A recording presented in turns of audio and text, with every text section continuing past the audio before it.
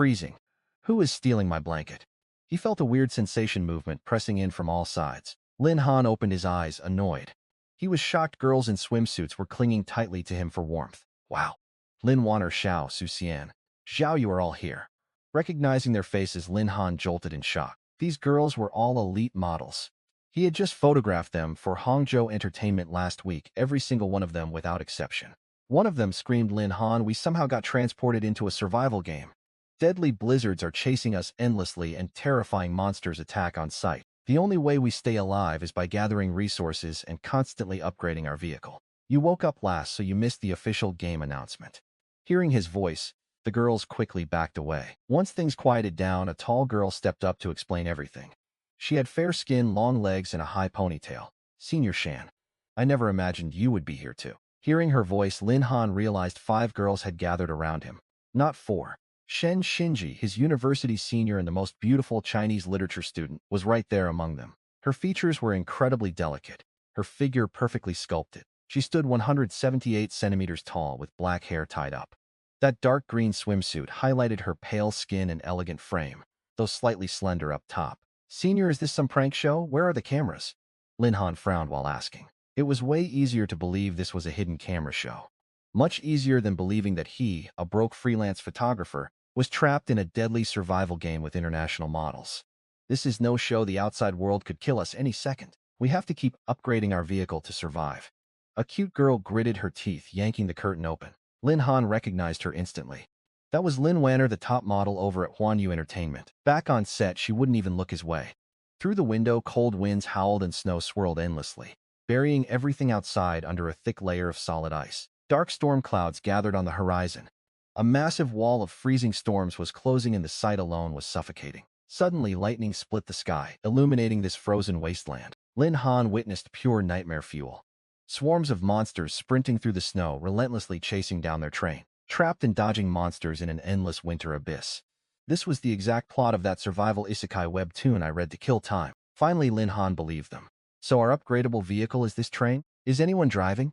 Not waiting for an answer, he rushed over to the driver cabin and shoved the door open. Inside was nothing but a control panel. The train was running purely on autopilot. Hold on a second. So right now, one guy and 5 girls are locked inside this train together? Lin Han furrowed his brows, grasping their reality. Is surviving alongside us really that much of a burden? Shen Xinji joked. We are elite beauties after all. Lin Han rubbed his forehead, nursing a headache. These models were gorgeous, but they ignored him completely in the real world. And every single one was spoiled and useless in a crisis. Trying to survive monster attacks and deadly blizzards with them felt exactly like dragging around a team of dead weight. I really wish I had a system like those web novel heroes, Lin Han muttered inwardly.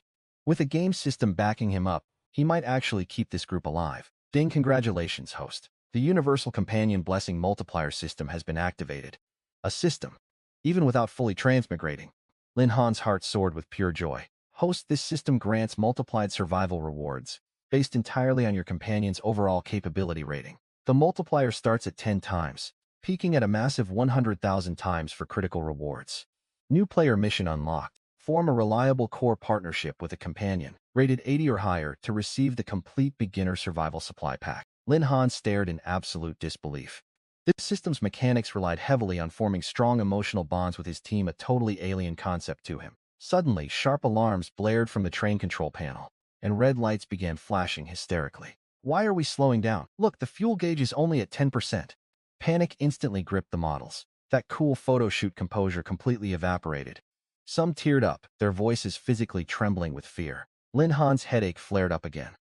Outside was a merciless frozen wasteland, and these girls were wearing nothing but flimsy swimsuits. Stepping off the train meant instant hypothermia and death. This was a brutal co-op survival game. He couldn't let anyone die if they wanted to progress and upgrade later. They all needed to stay alive to scavenge resources together. I have something important to tell all of you, he shouted. Believe it or not, I just activated a special ability called the Universal Companion Blessing Multiplier system. And the first mission requires me to build a strong, reliable bond with one of you, just to unlock vital survival supplies. Who wants to team up first to clear this quest? He laid all his cards on the table.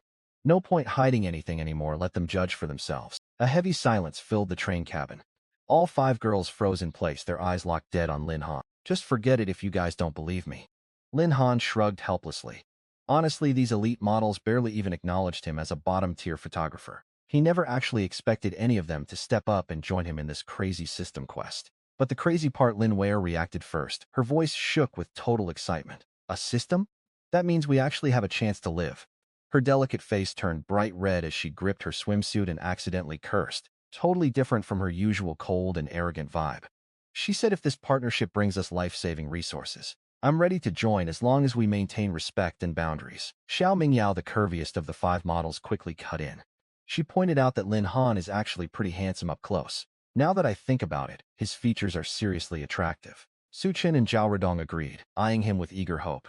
Lin Han stood totally stunned. Wait, you all believe me that easily? He fully expected them to just reject the whole idea. You look shocked, little junior. Shen Xingyi was the only one staying calm and composed, calculating every step. She told him all these girls read survival novels in their free time. Besides, we already got dragged into a real-life survival game with actual teleportation. So why would a system be impossible? Lin Han sighed. Fair point.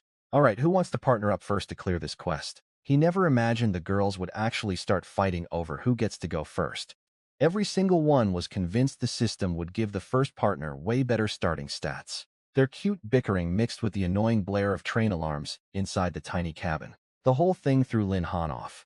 This definitely did not feel like a life-or-death survival scenario. Stop arguing, I'm going first. Shen Xingyi suddenly cut them off and stepped right in front of him. At 178 centimeters tall, her eyes met his at almost the exact same level. Her dark green swimsuit perfectly highlighted her soft collarbones and graceful neck. Senior Xingyi, you are volunteering? Lin Wei gasped in total shock. Seeing the usually cold, untouchable Shen Xingyi step up herself was insane. Planning to fight me for this crucial survival chance. Shen Xingyi snapped back. Blizzards and monsters are closing in by the minute. We have zero time for petty arguments. Lin Han's system is our one lifeline. The rest of you wait in the back car. Her icy glare swept across the 4 models. That tone left zero room for debate. Everyone knew she meant every single word. The 4 models finally backed down, exchanging glances before walking out. The cabin door clicked shut, leaving just the 2 of them inside. A quiet tension filled the air. Senior, are you 1,000,000% sure you want to do this? Lin Han's hands shook slightly from all the emotion. Shen Xingyi had been the absolute love of his life since college, the most popular girl in the Chinese literature department. Archery team captain. Her line of admirers stretched from the north gate straight down to the south gate. Every guy on campus admired her from afar, and he was definitely one of them. But even so, she never gave a single admirer the time of day. After graduation, she joined Hongyu Entertainment as an agent. She got famous for her cold, purely practical hustle, strictly business, zero romance. And now she was volunteering to be his very first system partner. Cut the nonsense, Xingyi snapped back, fast and firm. Does my score meet the limit for this partnership quest? Shen Xingyi's score was a solid 91. A glowing stat panel popped up above her head the second Lin Han focused. You are more than qualified. A soft pink flush crept onto the tips of Shen Xingyi's ears as she quickly looked away. Time is tight. Will 20 minutes be enough to finish binding and activate the system reward? No matter how calm and confident she tried to act, she couldn't fully hide her nerves over this bizarre, life-changing partnership. Watching her fake that composure, Lin Han slipped off his puffer jacket and spread it over the seat for her. Shen Xingyi blinked and turned to him. This will be way more comfortable. I'll finish fast to unlock the resources. She sat on the padded jacket, biting her lower lip. Thank you, she whispered. The driving cabin was incredibly cramped.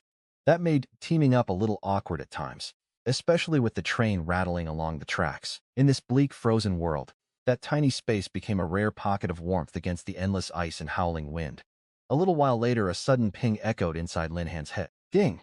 Congratulations, host. Shen Xingyi is now your official primary companion. Your partner Shen Xingyi has just acquired a permanent survival perk. Minor frost resistance. Cold environment tolerance increased by 30 points. The extreme cold survival starter pack is now issued. Please claim it. Shen Xingyi jolted upright, feeling a very strange shift deep inside her body. Lin Han, I heard the system voice too. It said I got the companion gift. The cold barely bites anymore. See? I told you I wasn't lying. Lin Han pulled her gently into his chest. System opened the starter pack. Starter pack opened successfully. Ding. The host has obtained the following rewards. First reward, 3 minor innate talents. Pain reduction, doubled basic stats, and resource seed enhancement. Lin Han stared in pure shock at the 3 talent descriptions flashing right in front of him. Pain reduction, minor level. Decreases all injury pain by 30%. Doubled basic stats, minor level. All physical and mental abilities are permanently doubled. Resource seed enhancement, minor level. Boosts the yield of all planted seeds by 10%. Works on every single organic plant in this world. Scanning the details, Lin Han knew those first two talents were absolutely priceless for surviving the frozen wasteland and fighting off monsters. The third just offered a slight harvest boost. But if upgraded to max level, it would unlock an endless supply of survival resources. System, is this all the starter pack gives? I need some actual practical survival gear. If the others freeze to death outside, we have 0 teammates left to gather resources with. Lin Han thought to himself quietly. Ding, now deploying the second batch of rewards. The host has received the following survival supplies. 6 full sets of cold-resistant polar suits with thermal underwear. Also includes heavy padded coats, snow boots, gloves, and anti-glare goggles. 1 high-energy fuel cube. This completely fills the train fuel tank to maximum capacity. 1 multi-use survival bag containing a shovel, climbing rope, first aid, flint, and lighter. 4th item. 1 fire axe. Adds 100 damage points when striking frost monsters in the head. 5th item. 1 frost hunting bow. Adds 30 damage points against cold-adapted beasts, and it comes with 20 arrows. Suddenly a soft white glow flooded the empty cabin space, fading to reveal neat piles of fresh supplies. 6 thick insulated suits, a glowing light blue fuel cube, a packed tool bag, a long-handled fire axe, and a gleaming silver frost bow. Every single item was perfect for this deadly frozen environment. Lin Han secretly cheered the generous system rewards. Go bring the girls inside. They are freezing back there. He grabbed a heavy thermal suit, helping Shen Xinyi slip it on. Do not forget to fill the fuel tank first, Shen Xinyi reminded him. Lin Han nodded, tossing the fuel cube straight into the tank. The gauge shot from 10 to 100. The annoying alarms finally stopped. Once Shen Xinyi was bundled up tight in winter gear, Lin Han opened the cabin door. The 4 models huddled in the back carriage, shivering with chattering teeth. Spotting the fresh supplies through the open door, they sprinted eagerly inside. These supplies are literally going to change everything. Lin Wanner stared at Lin Han in pure awe, now bundled head to toe in an insulated suit. If you were 5 minutes later, we would have been thrown into the blizzard. Wait, you just said 20 minutes was enough for the binding ritual. Shen Xinyi shot him a totally confused look. Right at that exact second, a cold automated voice echoed from the cockpit speakers. Attention all passengers. Your train reaches Tundra Town Station in exactly 5 minutes. Warning. The monster wave tracking your vehicle will catch you in exactly 1 hour. Gather every resource to upgrade your transport or face absolute certain death. A glowing, transparent upgrade panel materialized right on the cabin wall for everyone. Train upgrade requirements for Level 2 1 Level 2 Blueprint. 30 wood, 30 stone, 20 refined iron ingots, and 3 monster cores. We only have 1 single hour to collect all these resources. Panic gripped the group. Their short relief from the fresh supplies instantly vanished. We survived this by splitting primary and backup tasks. Shen Xinyi clapped to calm the panicked girls. Our fuel is totally full, so we don't need to rush back. I get that we need a Level 2 blueprint, but monster cores? That means this town is absolutely crawling with hostile creatures. Lin Han frowned. Monsters? The girls saw their brief joy completely evaporate. They had seen those massive, hideous beasts running through the snow during the lightning strike. Creatures no normal human could ever hope to fight off. Even with Lin Han here, defending a group of physically weak girls against absolute monster swarms felt like a totally unwinnable, impossible battle. A pending death sentence. Calm down, we are not entirely defenseless. Lin Han grabbed the fire axe, handing the frost bow to Shen Xinyi. You were the college archery captain, so this bow is yours, captain. When we hit the station, you and I will step out first as the vanguard. The rest follow right behind. Lin Han flashed the girls a reassuring smile. His doubled base stats gave him superhuman strength enough to crush 3 or 4 grown men single-handedly, and he had absolutely no intention of splitting their small team into easy targets. He decided to lead the whole group out to explore together. This was a multiplayer survival game, a brutal world that could claim their lives anytime. Splitting up was the worst possible move before figuring out Tundra City. Minutes later, a loud metallic screech echoed as the train slowed down, pulling into the station. Lin Han, Shen Qingqi, and the girls zipped their coats up, waiting by the carriage door just as planned. The second the train completely stopped, Lin Han stepped forward. He yanked the heavy door open and stepped onto the platform. Dawn was barely breaking. They had no flashlights on them, but they could still see things pretty clearly. Watch out! Before Lin Han could even scan the area, Shen Qingqi screamed a warning right behind him. A twisted black shadow lunged straight at him from the left. Fast, reeking of pure rot. Damn it. Lin Han never expected an ambush the exact second they stepped off the train. Thanks to those doubled stats, he hoisted his fire axe and swung with everything he had. The shadow was inches away, but that crushing blow sent it flying. It slammed violently into the station wall. Lin Han turned his head, spotting a humanoid creature covered in rotting flesh. The thing looked absolutely repulsive. Most of its facial muscles had rotted away, exposing pale white bone. Maggots squirmed inside its empty eye sockets. A thick yellow-green pus dripped from its gaping mouth, right over rows of dark brown teeth. Right then, a faint sound echoed. A silver crossbow bolt pierced its forehead, pinning its skull completely to the concrete pillar. Only its limbs twitched weakly. Shen Qingqi had seized the perfect opening for a fatal strike. Is that a zombie? Staring at the terrifying creature, Lin Han gasped. Cold sweat dripped down his spine. A zombie. Exactly like the ones in movies biting people just to spread the infection. It looked like one, but way faster. If Shen Qingqi hadn't shot it, Lin Han would be bitten right now. This station was deadly. The girls started panicking, voices rising. Lin Han clamped his hand over one's mouth. Xiao Mingya turned completely pale. Su Qian and Zhao Rodong clung tightly to each other's sleeves, absolutely terrified to step foot outside the train. Keep your voices down. I bet there are more monsters around. Shen Qingqi kept her bow raised, warning the former models sharply. She knew their terrified screams would attract more creatures, risking everyone's lives. Besides, station rules completely forbade anyone from staying inside the train during a stop. Let me see if it dropped a core. Forcing himself to stay calm, Lin Han approached the twitching monster, gripping his fire axe tightly. He couldn't afford to get sloppy. In every movie and show, virus-mutated zombies were always way stronger than regular humans. Up close, the thing was even grosser. Its limbs were stretched, joints violently twisted at unnatural angles that defied basic human anatomy. Its face held absolutely no trace of humanity anymore. But what made Lin Han's eyes light up was the creature's chest. A jagged slit split its torso open. Embedded right inside was a bluish-gray crystal. This was definitely the monster core they needed to upgrade their train. That has to be it. Kneeling down, he fought back nausea as he pried the crystal out with his axe. He shoved it into his coat pocket. Let's keep moving. We don't have much time at this station. We can't drag our feet. Lin Han stood back up, refusing to waste another second. As they walked forward, Lin Han dropped his voice. Senior, having you around in this wasteland makes surviving a whole lot easier. If Shen Qingqi hadn't shouted that warning, his throat would be completely shredded. Plus, her swift, precise finishing blow proved she was a highly skilled teammate. Absolutely irreplaceable in this deadly world. You're the first person I truly trust. I've got your back no matter what.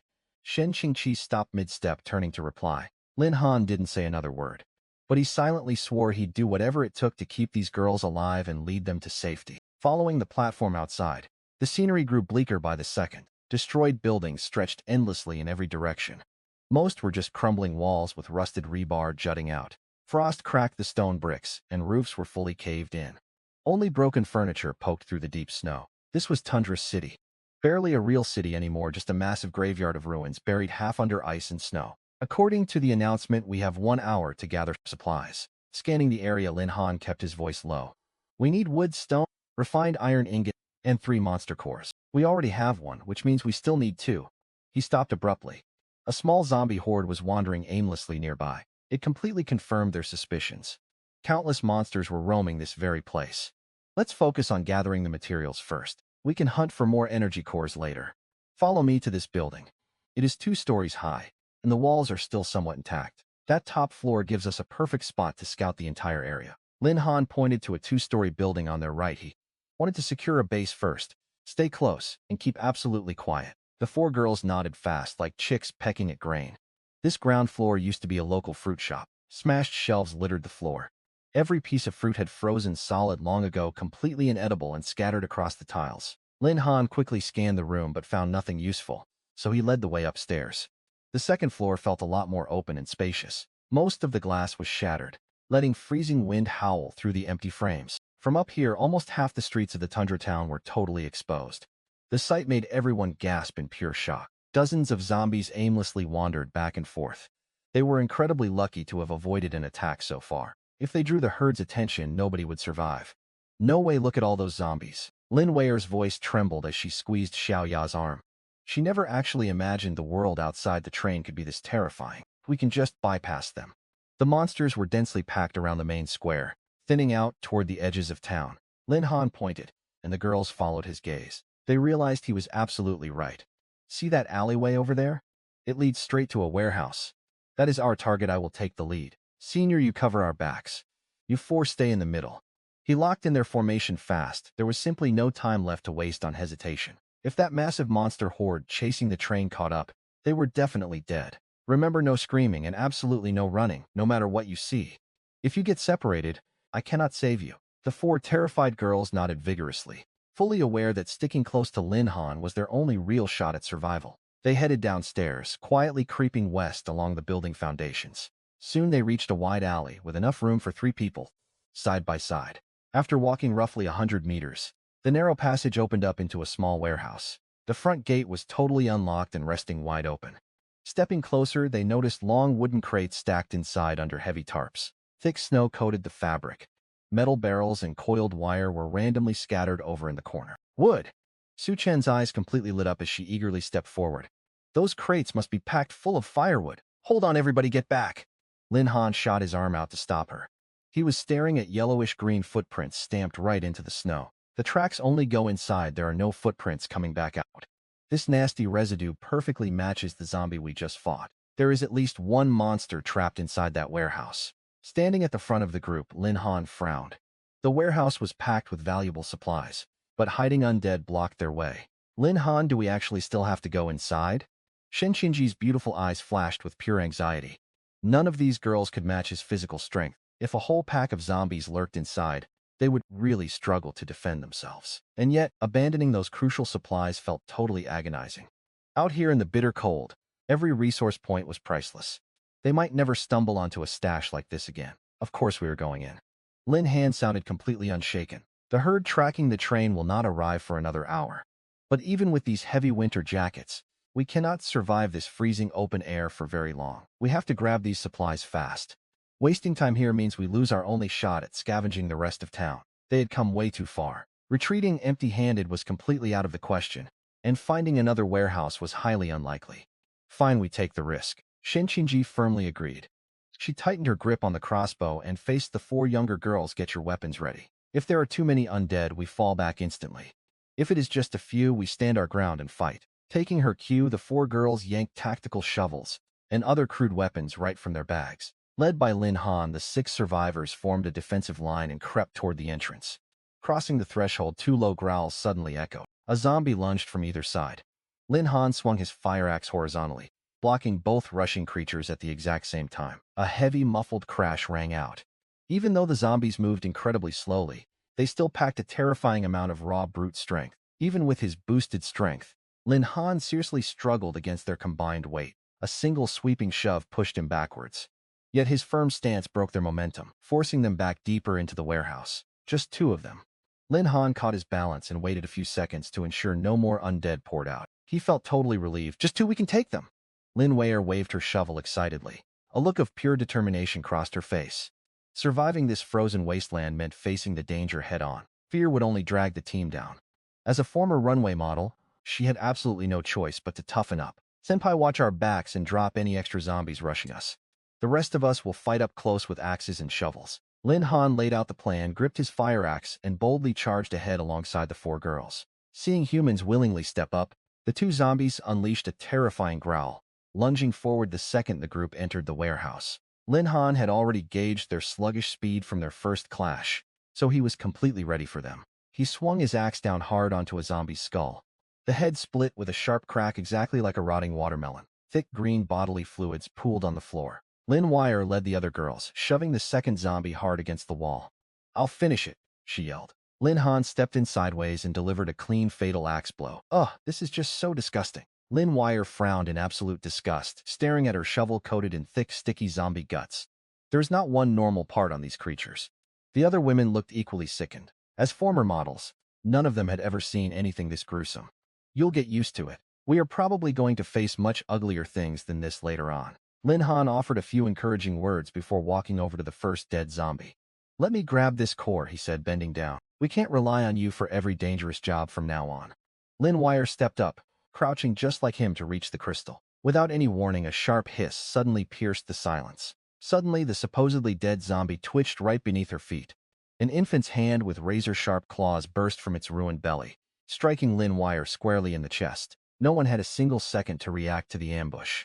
Ah, Lin Weier shrieked in pain, stumbling backward as blood began soaking her coat. Xiao Mingyao reacted in a total flash, catching her right before she hit the freezing concrete. There's a smaller zombie inside. Shen Qingyi had razor-sharp reflexes. She fired a crossbow bolt straight down into the fallen creature's squirming body. The monster convulsed violently, its belly bulging outward as the infant zombie writhed inside. Damn it! Lin Han snapped out of his shock and charged forward. He hacked the zombie's belly repeatedly until the thing finally stopped moving. I can't believe an infant zombie was hiding inside that corpse. A cold wave of terror hit Lin Han. If he had knelt down to retrieve that core, he would be the one bleeding right now. He had clearly gotten careless on his first real post-apocalyptic run. Wire, talk to me, don't scare me like this. Xiao Mingyao held her tight, tears streaming down. Lin Wire's coat was shredded at the chest, fresh blood pouring heavily from the wound. The wound was undoubtedly severe. It hurts so bad my chest is ruined, what do I do? Lin Wire burst into terrified tears. Get the first aid kit, right now. Guilt crushed Lin Han's heart, knowing she took the deadly hit meant for him. He barked the order. I have the kit right here, but does anyone actually know how to use it? Sue immediately produced the medical bag. Her question left the four girls staring at each other in complete shock. Being professional fashion models, their whole lives revolved around maintaining their figures. None of them had ever learned basic emergency medicine. The kit was right there, yet nobody knew how to provide care. Little brother, do you have any experience with this? Shuning asked helplessly, watching Lin Wire violently writhe in pain. She was terrified the injury would turn fatal without immediate medical care. I know how to handle basic first aid, let me take care of her.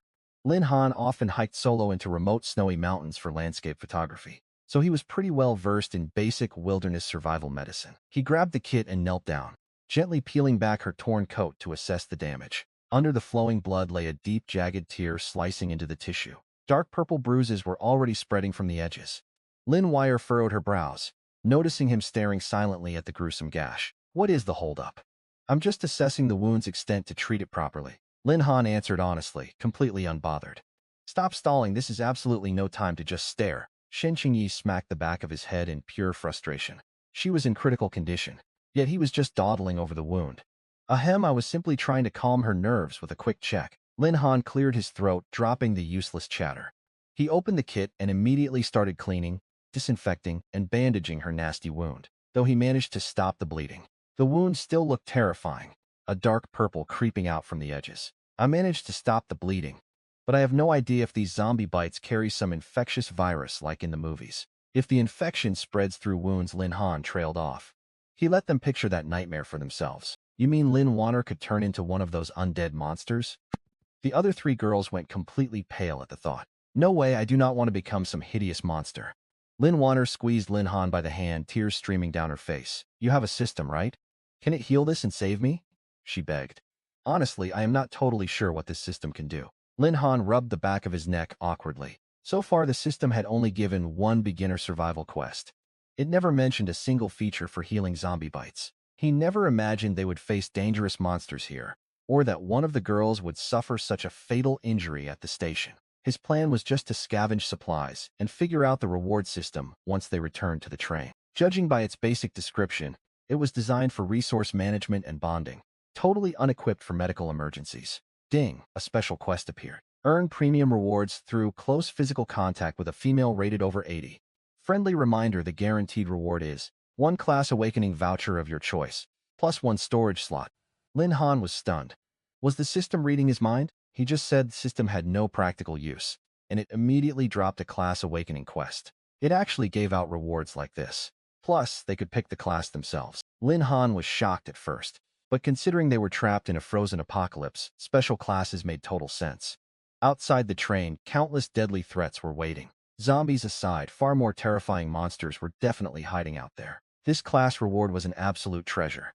Unlocking a healing class meant he could actually save Lin Wanner. Right then, he heard a muffled sob. Sniffles echoed. Lin Han, please ask the system for help. I am willing to do absolutely anything. I heard you got rewards from getting physically close to Sister Chenxi. Couldn't you do the exact same thing with me? Blind panic and despair made Lin Wanner blurt out whatever came to mind. What on earth are you talking about? Sing Sing turned bright red the second those words left her mouth. Oh my god, seriously? I have only ever seen this kind of thing in videos. Are we actually about to watch this unfold right here? The other girls, including Su Qin and Zhao Ruodong, were totally distracted by Lin Wanner's wild suggestion. They just stood there staring, dying of curiosity to see what would happen next. Lin Han sighed helplessly. Sure, it was a golden chance to get close to the girls, but the timing and location were completely wrong. Out here in the freezing cold, Acting on reckless impulses would end in total disaster for everyone. He refused to risk permanent damage for a quick thrill. Ahem, let us not get carried away. The system just dropped a special quest. Physical intimacy with the opposite sex grants rewards. And the grand prize is a class awakening voucher. I am pretty sure these vouchers unlock real superpowers, just like the ones in web novels. If we get a healer, injuries are no longer a problem.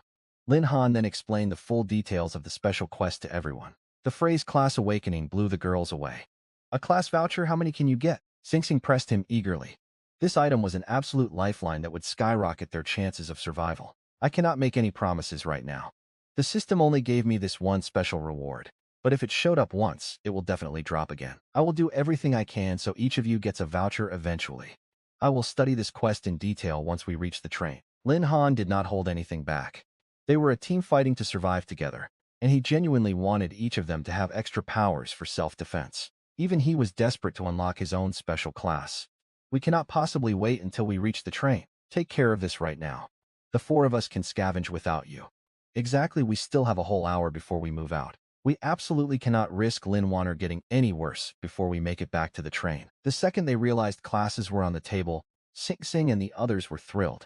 They completely refused to let Lin Han waste his energy on exhausting resource duty. Claim the reward quickly, Lin Han.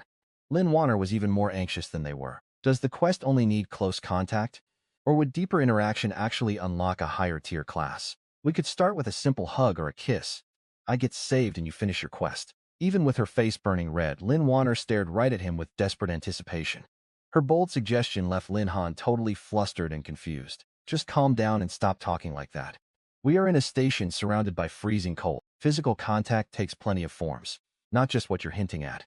Are you really in that much of a rush to get close? Lin Han sighed, teasing her a little. I am not rushing for you, I just want the quest rewards. Lin Ware blushed bright red. Lin Han, if you won't help Ware, just pick one of us. She might actually be right. Intimate interactions might unlock stronger classes.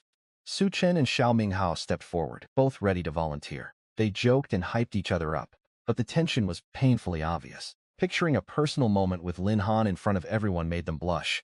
Nobody is taking my spot. Lin Han helps me first. Wait, I am bleeding out and could die any second, and you guys are just joking. Go help Qingji move the supplies right now. Lin Ware snapped, face burning. The girls finally stopped laughing. Those supplies were way too important to just ignore. Shan Qingji couldn't sort everything alone, so the others headed over to organize the stockpile. They backed off, leaving Lin Han alone with Lin Ware. Once the others left to sort supplies, Lin Han turned back to Lin Ware. Honestly, she wasn't the absolute prettiest girl there, but as a model with incredible curves, she had this uniquely magnetic charm. Back when he photographed her, every single pose sent his heart racing. A kiss, just kiss me. That counts as close contact, right? Lin Ware mumbled, her voice low but totally clear. Seeing her shyly bite her lip, Lin Han actually gulped. He couldn't even help it. Fine. No more hesitating. He needed that system reward, but more importantly, he had to save Lin Ware. Lin Han dropped to one knee, gently pulling her close. As he leaned in, their breathing hitched. He could actually feel her body trembling against him. Then their lips finally met. Seconds later, his eyes went wide and he jerked back.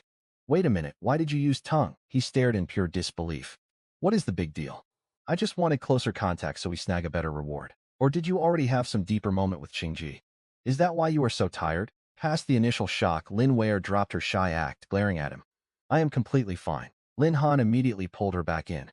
Lin Ware grew thrilled, boldly leaning closer. In his old life, he was just a photographer. He never imagined sharing such an intimate moment with a model. Ding, quest completed.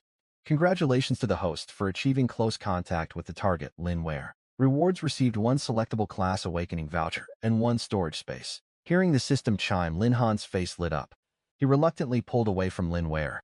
Show us the rewards, hurry, right on cue. The other girls sprinted out. They were totally hooked on this class system, something straight out of a novel. Lin Han focused, and a unique materialized right in his open palm, the size of a bank card. Pitch black with swirling star patterns etched along the edges. Besides the sleek design, it looked pretty ordinary. This voucher lets you pick any class type to awaken. Right now, Ware is risking mutation. I say we unlock a healing class first. Who wants to be the healer? Lin Han asked. Just give it away, I don't need it. Shan Qingji answered instantly. She already had a major combat edge with her crossbow. Healing was useless for her. I will heal. Xiao Minghao volunteered. She was the oldest, with a serious hourglass figure. As a model, she specialized in standard fashion rather than just showing off curves. That specific industry focused way more on overall body proportions than just chest size. All yours. With no other takers, Lin Han decided, press this against your forehead. Close your eyes and focus on your ideal healing class. The system explained the rules instantly. To lock in a specific path, you just focus your intent while activating the voucher. Got it? Xiao Minghao nodded, taking it. The card instantly dissolved into stardust, sinking into her forehead. A faint, pale green glow wrapped around her, visible to everyone. It worked. I feel the power surging. Xiao Minghao snapped her eyes open, vibrating with pure excitement. I got a healing class. Minghao, can you fix my wound now? Lin Wei pleaded. That reward came from her kiss. But she passed on it, planning to unlock a heavy-hitting combat class later. I should be able to. Xiao Minghao stepped up, hovering her hand right over the nasty gash on Lin Wei's chest. The very next second, a soft light green energy wrapped around her palm and gently flowed straight into Lin Wei's body. Within seconds, the wound on Lin Wei's chest began knitting together at an incredible speed, leaving absolutely no trace behind. Her skin returned to completely normal. Total shock. Nobody made a single sound. Mao, what is your class? Lin Han asked quickly. She paused. The info flooding my mind says I am a rank A healing mage. I can heal any wound and even restore mental energy, but using it drains me completely. Xiao Minghao added that after healing Wei, her mental energy had hit rock bottom. Rank A? Lin Han blinked in surprise. The classes were clearly divided by rank. Rank A definitely was not the highest, but the power was undoubtedly massive. A rank A healer is more than enough. Now we actually have reliable medical support on our team. Minghao, you are off scavenging duty from now on. Your only job is to conserve your mental energy and stay ready as our main healer. Lin Han made the call without hesitation. Makes perfect sense. Shen Qingji and the rest nodded in agreement. No one objected. Will the system drop more quests? Seeing Xiao Minghao unlock such a special class made her want one too. I just checked the system, he replied. The top main quest involves having kids with a partner, but the conditions are too harsh right now. Let's ignore it. Other than that, random special quests will pop up every so often, plus the daily quests. Daily quests give us affinity points for having nice, close interactions with the opposite sex. We can trade those affinity points for items in the system shop. Though the store is still locked for me right now. Lin Han explained the system basics to help everyone adjust to the new rules. So there are many types of quests out there. We need to find more ways to earn rewards going forward. Lin Han, you better prepare for more quests with us. A faint smile broke across Shen Qingji's usually cold face. Deep down, she knew Lin Han was their greatest source of safety in this apocalypse. Let's gather all the remaining supplies right now. We only have 1 hour before we move out. We must gather all materials to upgrade the train before that dark wave catches us. Lin Han suspected the bitter cold they were facing right now was absolutely nothing compared to what awaited them. Way lower temperatures are on the way. Lin Han, I took inventory here. We have wood, stone blocks, and iron ingots. These materials will upgrade the train once moved, but food for 6 people is way too low. Think we should look for more supplies? Lin Han nodded at Shen Qingji's report. We are all going out to find food right now. Also, I just unlocked the system storage space from the quest reward. It currently holds 10 storage slots. Each slot holds 10 cubic meters. That is more than enough space to carry all the materials we gathered. One more thing. Keep your eyes peeled for level 2 blueprints while you search. As soon as he finished speaking, Lin Han focused and instantly transferred all the gathered wood, stone, and metal into his storage space. Counting the zombie cores they collected earlier, all they needed now was the blueprint to upgrade the train. Here is the plan, Sister Qingji and I will stand guard.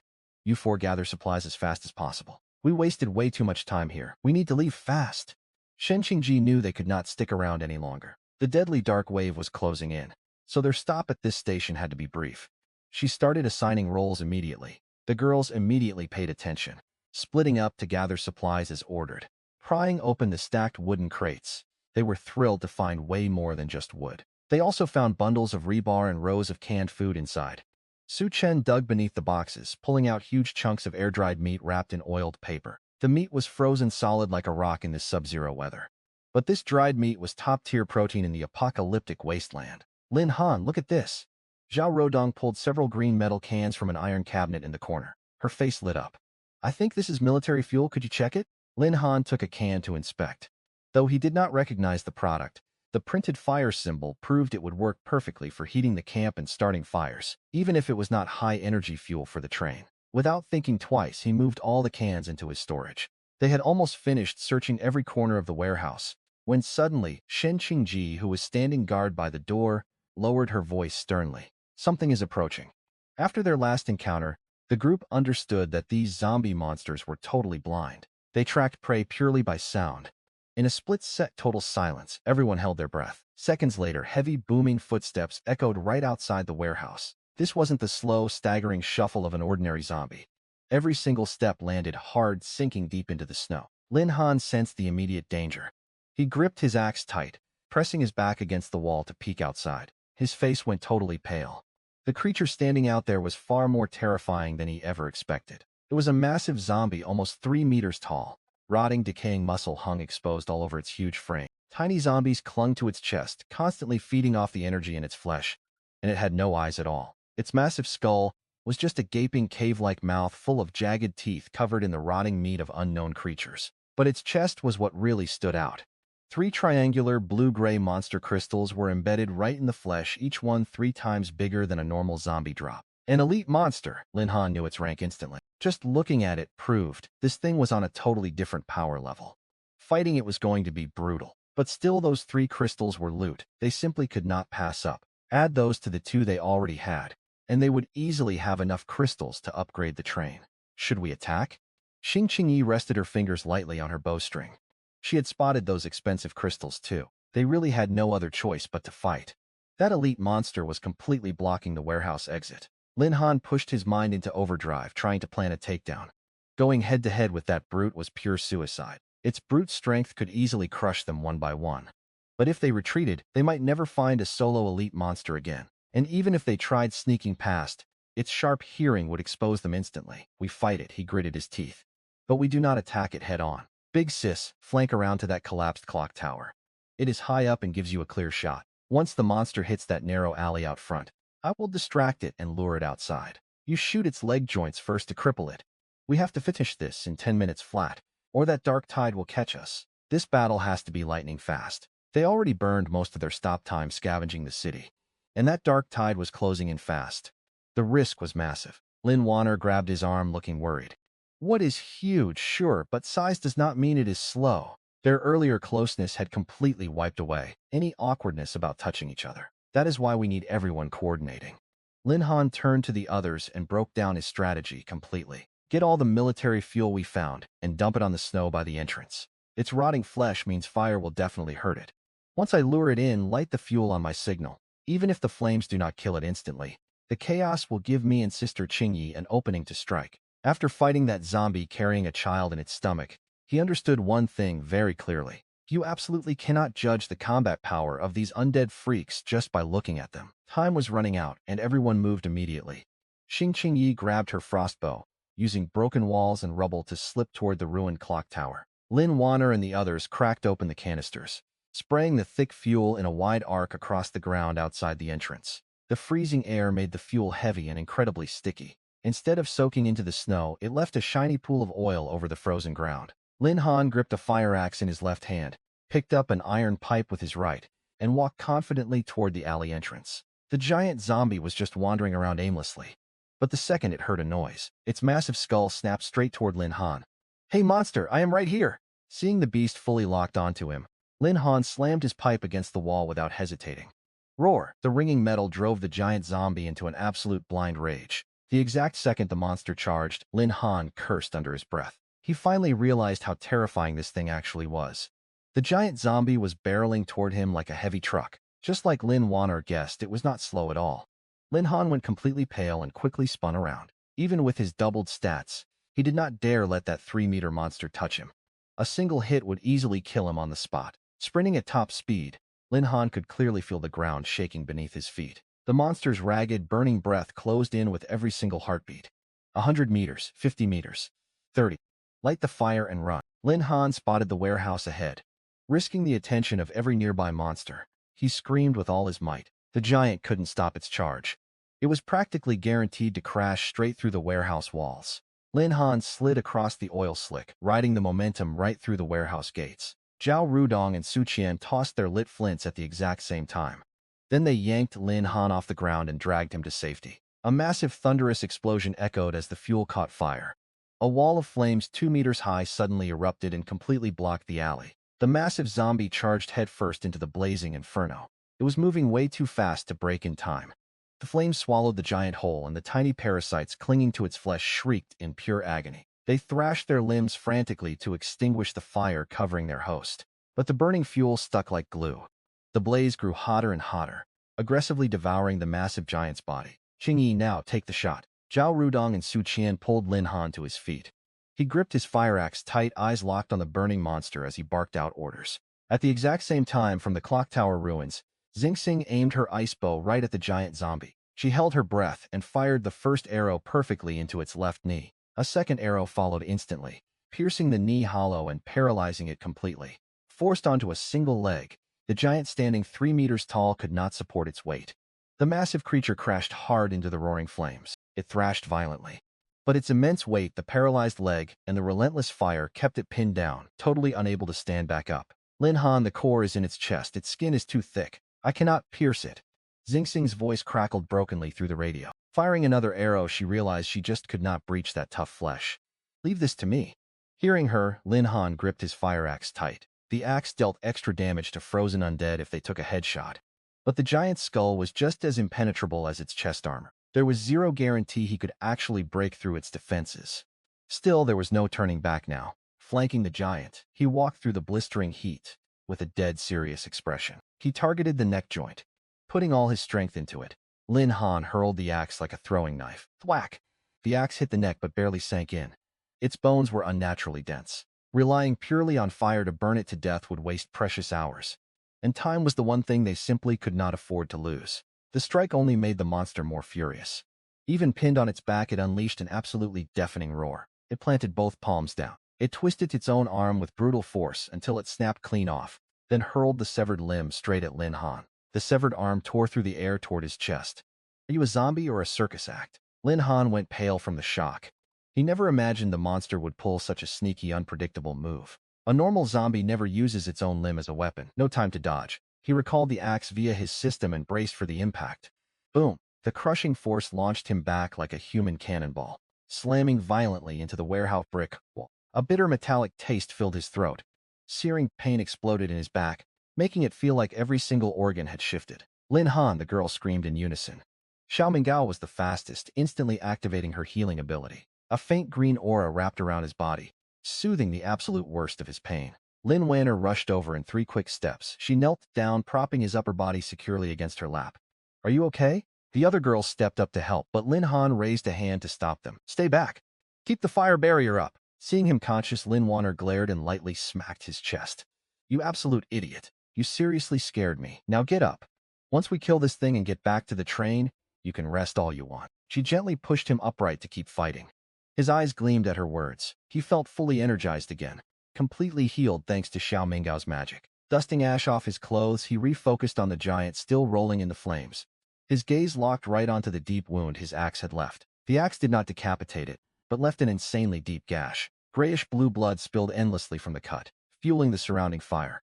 "We have an opening." Without hesitation, Lin Han surged forward again, throwing and retrieving his axe in rapid, brutal succession. He figured the giant couldn't possibly rip off another limb to throw at him.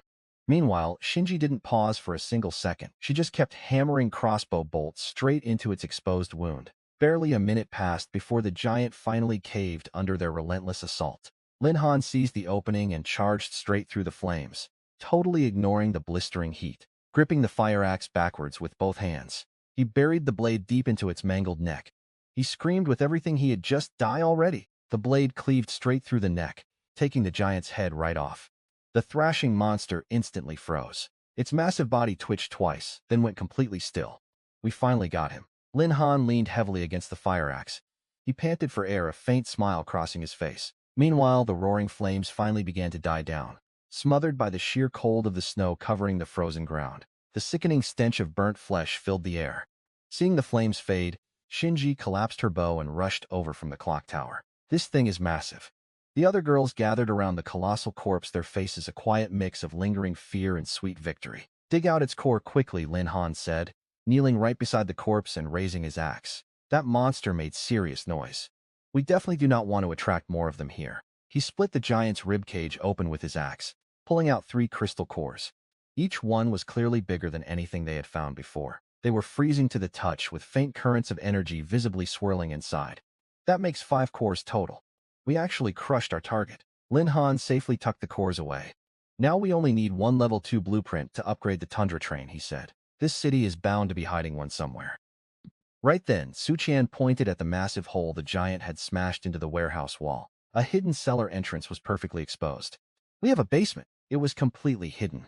We never would have found it without that monster smashing the warehouse walls. They stepped closer, spotting a heavy iron door half buried in the snow. Let's pry it open. Lin Han and the girls pushed together to lift the metal door. The second it opened, a heavy wave of old rot hit their faces. The moment the entrance cleared, every single pair of eyes locked onto a metal cabinet sitting inside. Lin Han yanked the cabinet door open. Inside sat several leather document folders and a neat little iron box. Unzipping one folder, he pulled out a yellowed blueprint. The blueprint! A level 2 armor upgrade for the Tundra Train. We found it. Lin Han's face lit up. They hunted for this blueprint for ages, finding it now through sheer dumb luck. Next, he ran his fingers over that little iron box. It had no lock, just a simple metal clasp keeping it shut. He popped the clasp, no gold or silver treasures inside. Instead, he found 3 glass vials filled with a dark, heavy crimson liquid. The second he touched one, the serum's data flooded his mind. Basic ability stimulant serum. Massively boosts all fundamental physical stats for exactly 30 minutes. Warning: severe exhaustion and harsh side effects follow once it wears off. Use with extreme caution. An ability stimulant. A combat boost meant for absolute emergencies. He briefly explained the serums before stashing the blueprint and vials in his spatial ring. He turned to them. Every single goal we set is officially complete. This trip was an amazing haul. We cannot waste another second. We must head back to the train right now. Following Lin Han's orders, the girls scrambled to pack up every single useful supply left inside the warehouse. His spatial storage had 10 slots, with every single one holding exactly 10 cubic meters. And right now, every last slot was packed completely full. Massive timber bundles and rebar alone claimed half that space. Fuel cans and random gear stuffed the rest, leaving barely a single inch to spare. This really is a massive haul. Lin Han clapped, completely satisfied. These supplies alone will last us for ages. Shinji poked her head into the warehouse, looking totally grim. Do not celebrate yet. I kept watch from the clock tower. The whole eastern horizon went pitch black. The horde hunting our train is closing in much faster than expected. We wasted way too much time fighting that giant. Her words sent a sharp spike of panic straight through everyone present. Move out right now! Lin Han bolted out first, raising his axe to lead the way, while Shinji hung back to cover their retreat. As usual, the 4 girls took the middle. Each of them hauled a stuffed backpack scavenged from the warehouse. Since Lin Han's spatial ring was totally maxed out, they grabbed every extra hiking bag to carry the leftover supplies. They refused to leave anything valuable behind. The second they left the warehouse, they realized their main route was almost completely buried under a fresh layer of storm snow. Luckily, Lin Han had memorized their path on the way in. They hugged the walls to backtrack, but they didn't get very far before Lin Han, leading the group, suddenly froze dead in his tracks. Wait, he whispered. His eyes locked onto the street corner ahead, and his expression suddenly darkened. 3 regular zombies were pacing back and forth, blocking their path. Wanner whispered that there were 3 of them. Fighting them will just attract more monsters. Is there any way we can take a detour? Detouring isn't an option. Lin Han shook his head, staring at the eastern horizon that was already growing dark. This is the fastest route back. Any alternate path leads straight to massive mutated beasts. We have to finish them off quickly and quietly. 3 zombies are nothing. You guys distract them up close, and I will take the high ground to snipe them. Zinning raised her bow, knowing they couldn't waste a single second. No need to complicate things, she said. Lin Han smirked, pulling 3 glass serum vials from storage. Perfect time to test these, he said. Are you completely crazy, Lin Han? Shen Qing looked absolutely terrified. She thought he actually planned to inject himself. What if you collapse from the side effects? Who drives the train? I never said I was using it, he replied. He smiled and looked at the other girls. 1 vial lasts exactly 30 minutes. That is plenty of time to wipe out these 3 zombies and reach the train. The only catch is some pretty extreme exhaustion. But we can recover from that safely once we're back on board. One of you will take it. I volunteer. Wanner stepped forward immediately. Do not count me out like some useless burden in a fight. Pure excitement lit up her face, eager to test the serum out. I want a dose too. Zhao Rotong blurted out next. Lin Han expected hesitation, so their eagerness actually surprised him. Enough arguing, he snapped. Lin Han pulled out a single vial. I decide who takes this. He wanted to observe exactly what kind of crippling side effects the serum caused. This minor skirmish was the perfect chance for a field test. We only need 1 dose for this clash. We'll save the other 2 for future emergencies. Wanner, you are up. Remember, we have 30 minutes max to finish the fight and reach the train. Mao can treat your fatigue once we are safely inside. Wanner grabbed the glass vial, without a single second of hesitation. Taking a deep breath, she jammed the needle in and pumped the crimson fluid. The second it hit her veins, her entire body jolted. Her arm muscles visibly bulged and hardened. Thick blue veins popped right under her pale skin. Her entire aura shifted completely. "It feels unreal," she gasped. My whole body changed. She clenched her fists, stunned by the sheer power flooding her limbs. "Save your amazement for later, at least until we are back on the train." Lin Han patted her head lightly, amused by her reaction. Wanner didn't waste another word and just sprinted forward. The three zombies spotted her instantly. They snapped their heads her way and lunged to attack all at once. But this fight was nothing like before. The stimulant had completely rewritten her physical limits. One light push off her feet launched her forward like a rocket. Before they could even finish lunging, she closed the gap to the rightmost zombie. "Get out of my way." A brutal kick smashed into the monster's knee joint. The overwhelming force completely shattered its lower leg, sending it flying. She followed up with a vicious elbow strike to the back of its skull, decapitating it completely. The head rolled across the frozen pavement like a rubber ball. The other girls gasped in shock, watching the gruesome scene unfold. The stimulant's latent power had multiplied insanely. Under its influence, Wanner moved like a sheer force of raw, unchecked violence. Lin Han didn't waste time either. He dashed forward, splitting the next zombie's skull open with one swing of his fire axe. The last zombie never even reached striking distance. Hong and Su Qian pinned its limbs down with their military shovels. Lin Han twisted around and delivered the fatal axe blow. All three monsters were wiped out in under 30 seconds. Wanner's overwhelming speed ended the fight in the blink of an eye. "Wow, this power is genuinely terrifying." Wanner looked down at her hands, catching a glimpse of the severed zombie head on the ground. She couldn't believe the strength surging inside her now. "I bet I could face that 3-meter giant we fought before head-on right now." "Do not let this power go to your head." Lin Han chuckled, flicking her forehead lightly. "The serum only works for 30 minutes, and we can't waste our time. Let's go. Everyone move fast. That monster horde won't wait for us." The six regrouped and set off again, moving way faster than before. Thanks to the stimulant's endless energy, Wanner was now even faster than Lin Han. Because of that, he put her up front to clear the path. It didn't take long for the entire Tundra Town train platform to materialize before their eyes. The lone train sat on the metal tracks like a beacon of safety in this endless frozen wasteland. It gave everyone a warm feeling, almost like coming home. "We are almost there," Su Qian cheered softly, and at that exact moment a low and distant roar echoed all around them. They all turned around at once, and pure terror instantly washed over their faces. A pitch-black tide was surging across the eastern horizon at impossible speeds. It was a terrifying, raging mass of countless mutated creatures just piling on top of each other. Horrifying monsters that looked like giant centipedes, round fleshy beasts sprouting clusters of eyes, and four-limbed crawling mutants wearing human faces. Thousands, maybe tens of thousands of them, so thick they blocked the sun. Wherever that black tide rushed, the remaining buildings vanished in a flash, leaving nothing behind. It felt like everything had been swallowed whole. These creatures moved like swarms of locusts, leaving absolutely no trace of life behind. Damn it!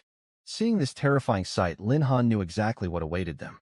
If that black tide swallowed them, they wouldn't even leave behind an intact corpse. All six ran wildly toward the train. Thanks to the strength serum, Lin Wanner reached the door first. She yanked it open, turning to pull the rest inside. Zhao Rodong climbed in next, followed by Su Qian. And then, "Hurry up, senpai." Lin Han stopped at the door, reaching out for Shen Qingji, who had stayed behind to cover their retreat. She was standing less than 10 meters away. She gritted her teeth, sprinting with absolutely everything she had. The wind undid her hair and sweaty strands clung to her cheeks. 5 meters, 3 meters, 1 meter. Shen Qingji was just about to reach the carriage. A low rumble echoed from the train. The carriage shook violently and suddenly lurched forward. Damn it, what is happening?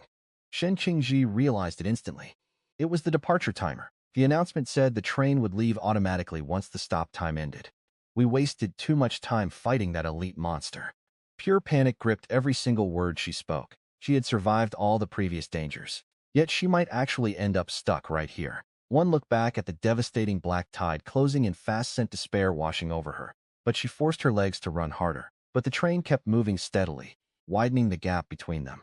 The wheels let out a harsh, deafening screech against the tracks, showing zero signs of slowing down. Shen Qingji. The girls already on board screamed as they watched her fall further behind, their faces pale with terror. Without a second of hesitation, Lin Han leaned out the door, gripping the frame tightly with one hand. He stretched his other arm out as far as possible. Grab my hand. Shen Qingji doubled her speed, lunging for his palm. But the gap between them stayed at half a meter, and the train kept accelerating. 30 kilometers an hour, 40, 50. Keep running. Do not stop. Lin Han screamed, his voice cracking from sheer panic.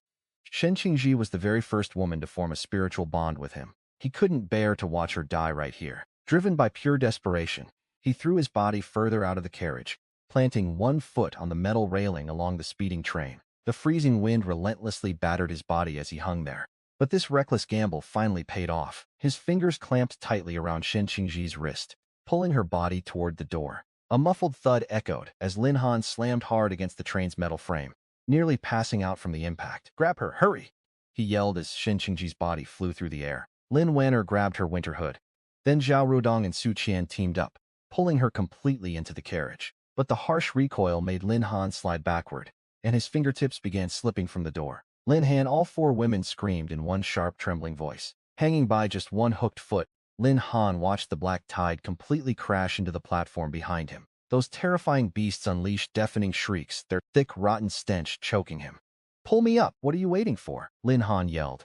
Thanks to the strength serum, Lin Wanner had the fastest reaction, lunging forward to pull him to safety. The roaring shrieks of the monsters faded behind them. Just seconds after the train passed the platform, the black tide swallowed it whole, leaving zero trace behind. Finally, Lin Han was yanked back inside the carriage. Still, that reckless jump and violent collision left horrific injuries on his body. A massive bruise appeared on his shoulder, right where he hit the armor plating. He could barely lift his left arm, and his swollen ankle showed clear signs of a hairline fracture. If his physique hadn't been massively enhanced by inheriting the train conductor title, that violent impact alone would have killed him instantly. "It is a miracle we survived." Lin Han lay flat on the carriage floor near the door, gasping heavily as his chest heaved. Lin Han, are you okay?" Lin Wanner knelt beside him, tears pouring down her face as she saw his battered state. "You terrified me," she sobbed. "Does it hurt badly anywhere?" Her hands hovered in midair. She was terrified of aggravating his wounds, completely hesitating to help him stand up. The other three girls wore that exact same look of shock and pain. They all knew Lin Han took these hits protecting the group. "Don't cry," he murmured. "Sort the loot out first. Wanner, help me reach the rest cabin. The train is locked at a steady speed. Nothing bad will happen barring an emergency." Lin Han forced a weak smile to calm them down. He signaled Lin Wanner to support him toward the back rooms. She slipped an arm under his good shoulder. They navigated past piles of supplies stuffed along the narrow hallway, heading straight for the back cabins. Every single step sent a burning agony shooting through his shoulder and swollen ankle. Clinging to the railing, forced his bones to bear the speeding vehicle's full momentum. Without the physical boost from his train conductor title, he wouldn't even be standing. "Slow down," he groaned. "Take your time." Lin Wanner's voice was still choked with tears, her eyes totally red. She pressed herself close, resting his injured left arm over her shoulders while wrapping her own tightly around his waist. She was basically half carrying him forward. Lin Han glanced at her. Her tight winter jacket was completely shredded from the battle. Only a thin black thermal shirt remained, clearly highlighting her soft curves. "What are you looking at?" Lin Wanner's ears burned bright red, but she never once loosened her supportive grip. Lin Han tried to smile, but sucked in a sharp, painful breath as his ankle flared up. The rest cabin was one of the few intact private spaces on board Tiny, with just a single metal bed bolted to the wall. She lowered him onto the mattress, kneeling to pull off his heavy boots. "I can do it," he muttered. "You can't even lift your arm," she snapped. "Don't be stubborn." She ignored him entirely, yanking the boot off in one smooth motion. Seeing his ankle swollen up like risen dough, she gasped, "Is it broken?" "Just a hairline fracture," he replied. "Nothing snapped completely." Lin Han gently rolled the joint to test it. His enhanced physique healed naturally, far faster than any normal human. An injury like this would bench someone else for weeks. He figured he'd regain most mobility in a day or two. "Don't worry, I'll be mostly fine by tomorrow," he said. Lin Wanner said nothing, biting her lip as she grabbed bandages to wrap his injured ankle. The very second she finished wrapping the gauze and stood up, her knees buckled. All strength drained from her body, sending her pitching forward right into Lin Han's lap. "What's wrong?" Lin Han grabbed her by the shoulders, instantly sensing the problem. Her bare skin was burning hot beneath his palms. He studied her closely. Her face flushed redder, by the second skin glowing a deep crimson. Her breathing had turned ragged and fast. The massive spike in her body temperature gave it away. These were the brutal side effects of the strength serum she injected earlier. The warning label definitely didn't mention side effects this severe. Lin Han muttered, a headache pounding behind his eyes. He was already half crippled with fresh injuries. Dealing with her violent serum backlash would be incredibly tough. Lin Han, her voice dropped into a weak, breathy whisper. Trembling hands gripped his shirt, curling against his chest like a shivering cat. When she looked up, tears shimmered in her unfocused, hazy eyes. My body feels so weird, she whimpered. It's completely burning up like a terrible fever. Crushing waves of exhaustion crashed into her, perfectly paired with the serum's violent hormonal rush, totally robbing her of basic motor control. She curled on the mattress. Her long legs shifted restlessly against the sheets, weakly tugging at her sweltering layers of clothing in a dazed stupor. Lin Han swallowed hard. As a young guy, the sight sparked undeniable temptation. Lin Wanner possessed delicate features and easily the best figure among all the girls. Her vulnerable, exposed state pushed his self-control to the breaking point, yet he gripped his sanity tight. He forced himself to look away, planning to call Xiao Mingyao.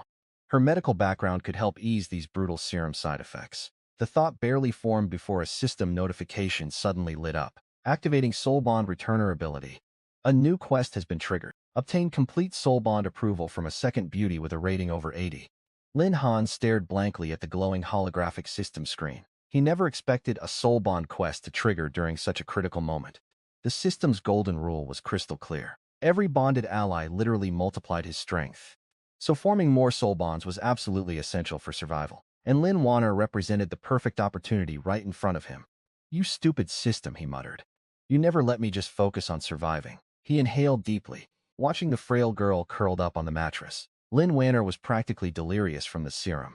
Her fingers crushed the bedsheets, biting her lower lip hard to stifle a moan. Lin Han reached out, gently brushing her flushed cheek. Wanner, listen to me. We can ease these awful side effects. The system just dropped a quest. Form a full spiritual bond with me, and the pain stops. But it binds us forever. If you are hesitant, I can just stay beside you through this fever. Lin Wanner absorbed his words through a haze of pure exhaustion. Do not bother with gentle half measures. I always wanted to unlock the system rewards from our full bond. With her last shred of focus, she pulled his shirt closer. She tilted her chin up and kissed him. That single bold move spoke louder than any words. Lin Han got the message and leaned in. The thin metal bed frame creaked softly under their weight. Ding. Quest complete. Rewards granted. 1 vial of level 2 evolution serum. 1 rare aura support skill book. 10 boxes of general supplies. 1 single unit of train fuel. Congratulations to the host. Your 3 basic talents advanced to intermediate level. 3 upgrades triggered at once. Intermediate pain resistance. Suffering from all injuries reduced by 50%. Intermediate stat multiplier. All base physical traits doubled from their previous levels. Intermediate vitality seed enhancement. Your life force core received a special boost. Bonded partner fertility rate increased by 20%. This effect applies to all bonded allies, both human and non-human. Meanwhile, out in the trailer corridor, Xiao Mingyao stood holding a cup of warm water. She was just about to. Her hand froze mid-air. Her face flushed bright red the very second those muffled sounds slipped right through the thin walls. Zhao Rotong walked by just then, hauling bags of fresh loot to sort. Seeing Xiao Mingyao frozen at the door, blushing like a boiled shrimp, she wandered over. What is wrong? Is Lin Han badly hurt? Why not go check on him? Her words died instantly when she caught the noise inside the room. Zhao Rotong felt her cheeks burst into flames. Stumbling backward a couple of steps, she was totally stunned to realize Lin Wanner and Lin Han were deepening their spiritual bond inside the break room. Then Su Chen walked up, planning to gather everyone to tally their latest battle supplies. Stepping into the hallway, she saw Zhao Rutong and Xiao Mingyao pinned against the wall, flushed and guilty like kids skipping class. What are you doing out here? Then she went completely quiet too, catching those muffled sounds behind the closed door. Su Chen clamped a hand over her mouth, eyes wide with shock. The 3 girls stood frozen in that narrow hallway. None dared to speak or leave, just exchanging totally embarrassed, panicked glances. The air was dead quiet. You could literally hear a pin drop. Because of that, every tiny noise from the room echoed perfectly through the silence. Finally, Xu Ning broke the awkward tension. She walked over from the front train car, her hunting crossbow uncocked and strapped to her back. Why are you 3 blocking the entire hallway? Is Lin Han actually hurt that badly? Her footsteps stopped dead the moment those sounds reached her ears too. A rare, unnatural pink flush colored her cold, elegant features. She looked away awkwardly, letting out a single cough to hide her blush. She suddenly remembered the day she formed her own spiritual bond with Lin Han, wondering if they had been this loud. The cough barely masked her panic. She shoved the 3 stunned girls away from the door, dropping her voice sharply. Stop lingering here. You are blocking the corridor. Go sort the loot up front. Separate and log all the supplies. Stop standing around empty-handed. Xiao Mingyao snapped out of her daze. Xiao Rutong and Su Chen jumped like startled rabbits. They scurried toward the front trailer with heads down, dark blushes still burning their cheeks. Xiao Mingyao was easily the reddest of them all. Shan Qingyi trailed behind them, those muffled noises still bleeding from the room as she walked away. She quietly compared this to her own bonding moment with Lin Han. Ah, men never act responsibly. Even half-injured, he would rather deepen spiritual bonds than rest and heal. Shan Qingyi let out a soft sigh. She forced her focus back to the inventory list, pacing quickly out of the hallway. Half an hour later, the bedroom door creaked open. Lin Han stepped out. Leaning on a steel pipe he grabbed from the toolbox as a makeshift crutch. His wounds were not fully healed, but his overall condition totally transformed after forming a second spiritual bond. A fresh current of warm energy flowed steadily through his veins. A unique power boost from Linware perfectly synced with her energy serum. This was the tenfold return of their soul link. Every completed link healed his wounds and pushed his physical limits to completely new heights. His swollen ankle was reduced to a light blue bruise, and the dark mark on his shoulder had faded noticeably. He could easily raise his left arm again. The only fresh marks scattered across his neck were light pink bruises from their intimate link, plus a lingering mental exhaustion. He smirked. This little troublemaker acts so tough all day and complains constantly. Yet she completely dropped her guard once that serum kicked in, Lin Han muttered. Right then a system alert rang in his head. Train upgrade completed. Level 2 reached. Commander, please review your Tundra Train systems. Wow, the blueprint finished that fast? Tundra Train. That name was definitely inspired by the massive stash they recovered back there. His mind automatically linked to a brand new interface displaying the train weapon systems. 2 rapid-fire machine guns slid from hidden panels on the front armor. Their ammo capacity was pretty limited. Still, this was a massive turning point. The train wasn't just a helpless runaway box anymore. They finally had real firepower to fight back. The Level 2 evolution serum from the system materialized right in his palm. Level 2 evolution serum, a consumable item meant for breaking through to Level 2. Once all first-tier awakening requirements are met. Reading the description, Lin Han realized the serum would be sitting in storage for a while. Xiao Minghao was the only one with an awakened combat class, and she had not even met the Tier 1 prerequisites yet. This serum would serve as a backup item. As for the special aura skill mission reward, it wasn't in his inventory. It must have gone straight to Lin Ware. He saw no reason to rush and ask now. The harsh side effects completely drained her energy, leaving her fast asleep inside the cabin. Leaning on his steel pipe crutch, Lin Han stood in the hallway, stretching his stiff muscles with a satisfied smile. This escape brought them unprecedented loot. He glanced at the front carriage where 4 women sat. They were inspecting the stash, tallying up everything recovered from the town warehouse. But Lin Han noticed that not a single one dared to make eye contact. Whenever they caught his gaze, they quickly looked away. He scratched his head, completely confused. Did they hear what happened in the workshop? That thought made him quite embarrassed. Unsure how to break the tension, he pretended nothing was wrong and limped over. Walking past Xiao Minghao, he noticed the girl staring intensely at her inventory list, her face practically glued to it. This made things even more awkward. A weird silence fell. Ahem. Next time you handle vital team matters, keep it down.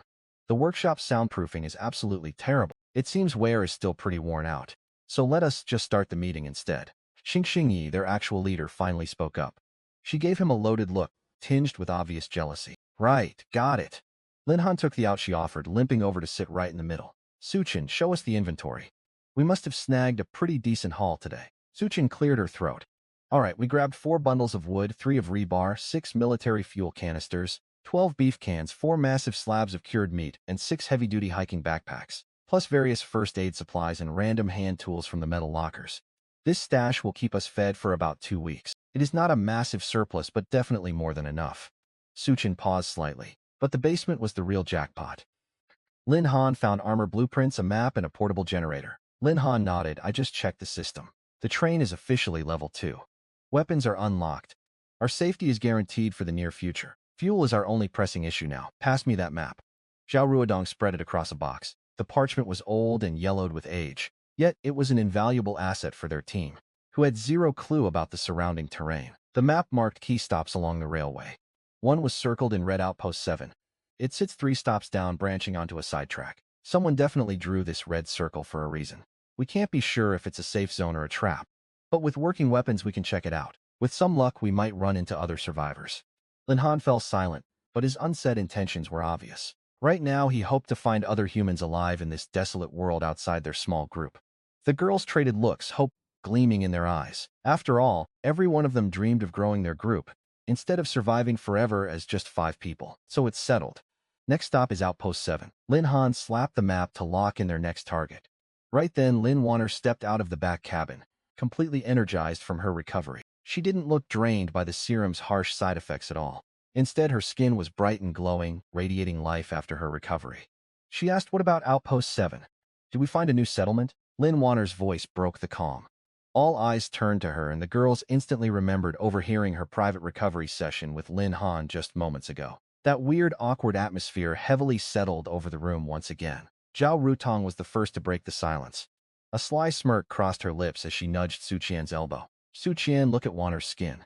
She is glowing like she spent hours relaxing in a hot spring. She really doesn't look like someone who endured brutal serum side effects, right?" Su Qian tried to keep a straight face, but Zhao Rutong's comment made her break character. She nodded with fake seriousness. "From my modest medical knowledge, the serum usually leaves a person weak and drained. But Wanner's current condition is nothing like that, Lin Han. Did you give her some secret, powerful recovery dose only you possess?" Hearing this, Xiao Minggao completely buried her face in her inventory list, struggling hard to hold back a laugh. Chen Qingji joined the teasing, adding fuel to the fire. "A special dose?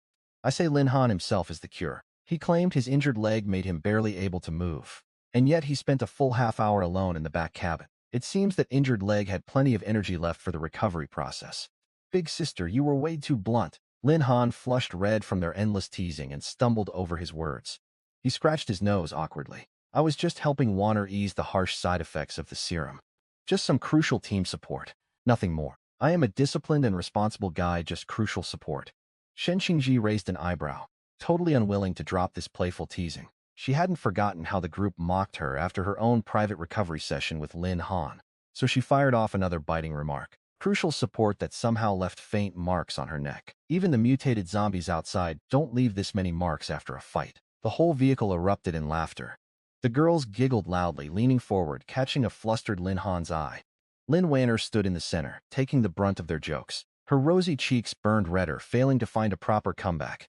She yelled, "Stop it, everyone." She stomped her foot, shooting them a fake, angry glare. She fired back with childish defiance. "I did it for the team. Don't you get it? If the serum side effects weren't so brutal, I'd never need that long recovery help." "Needed what?"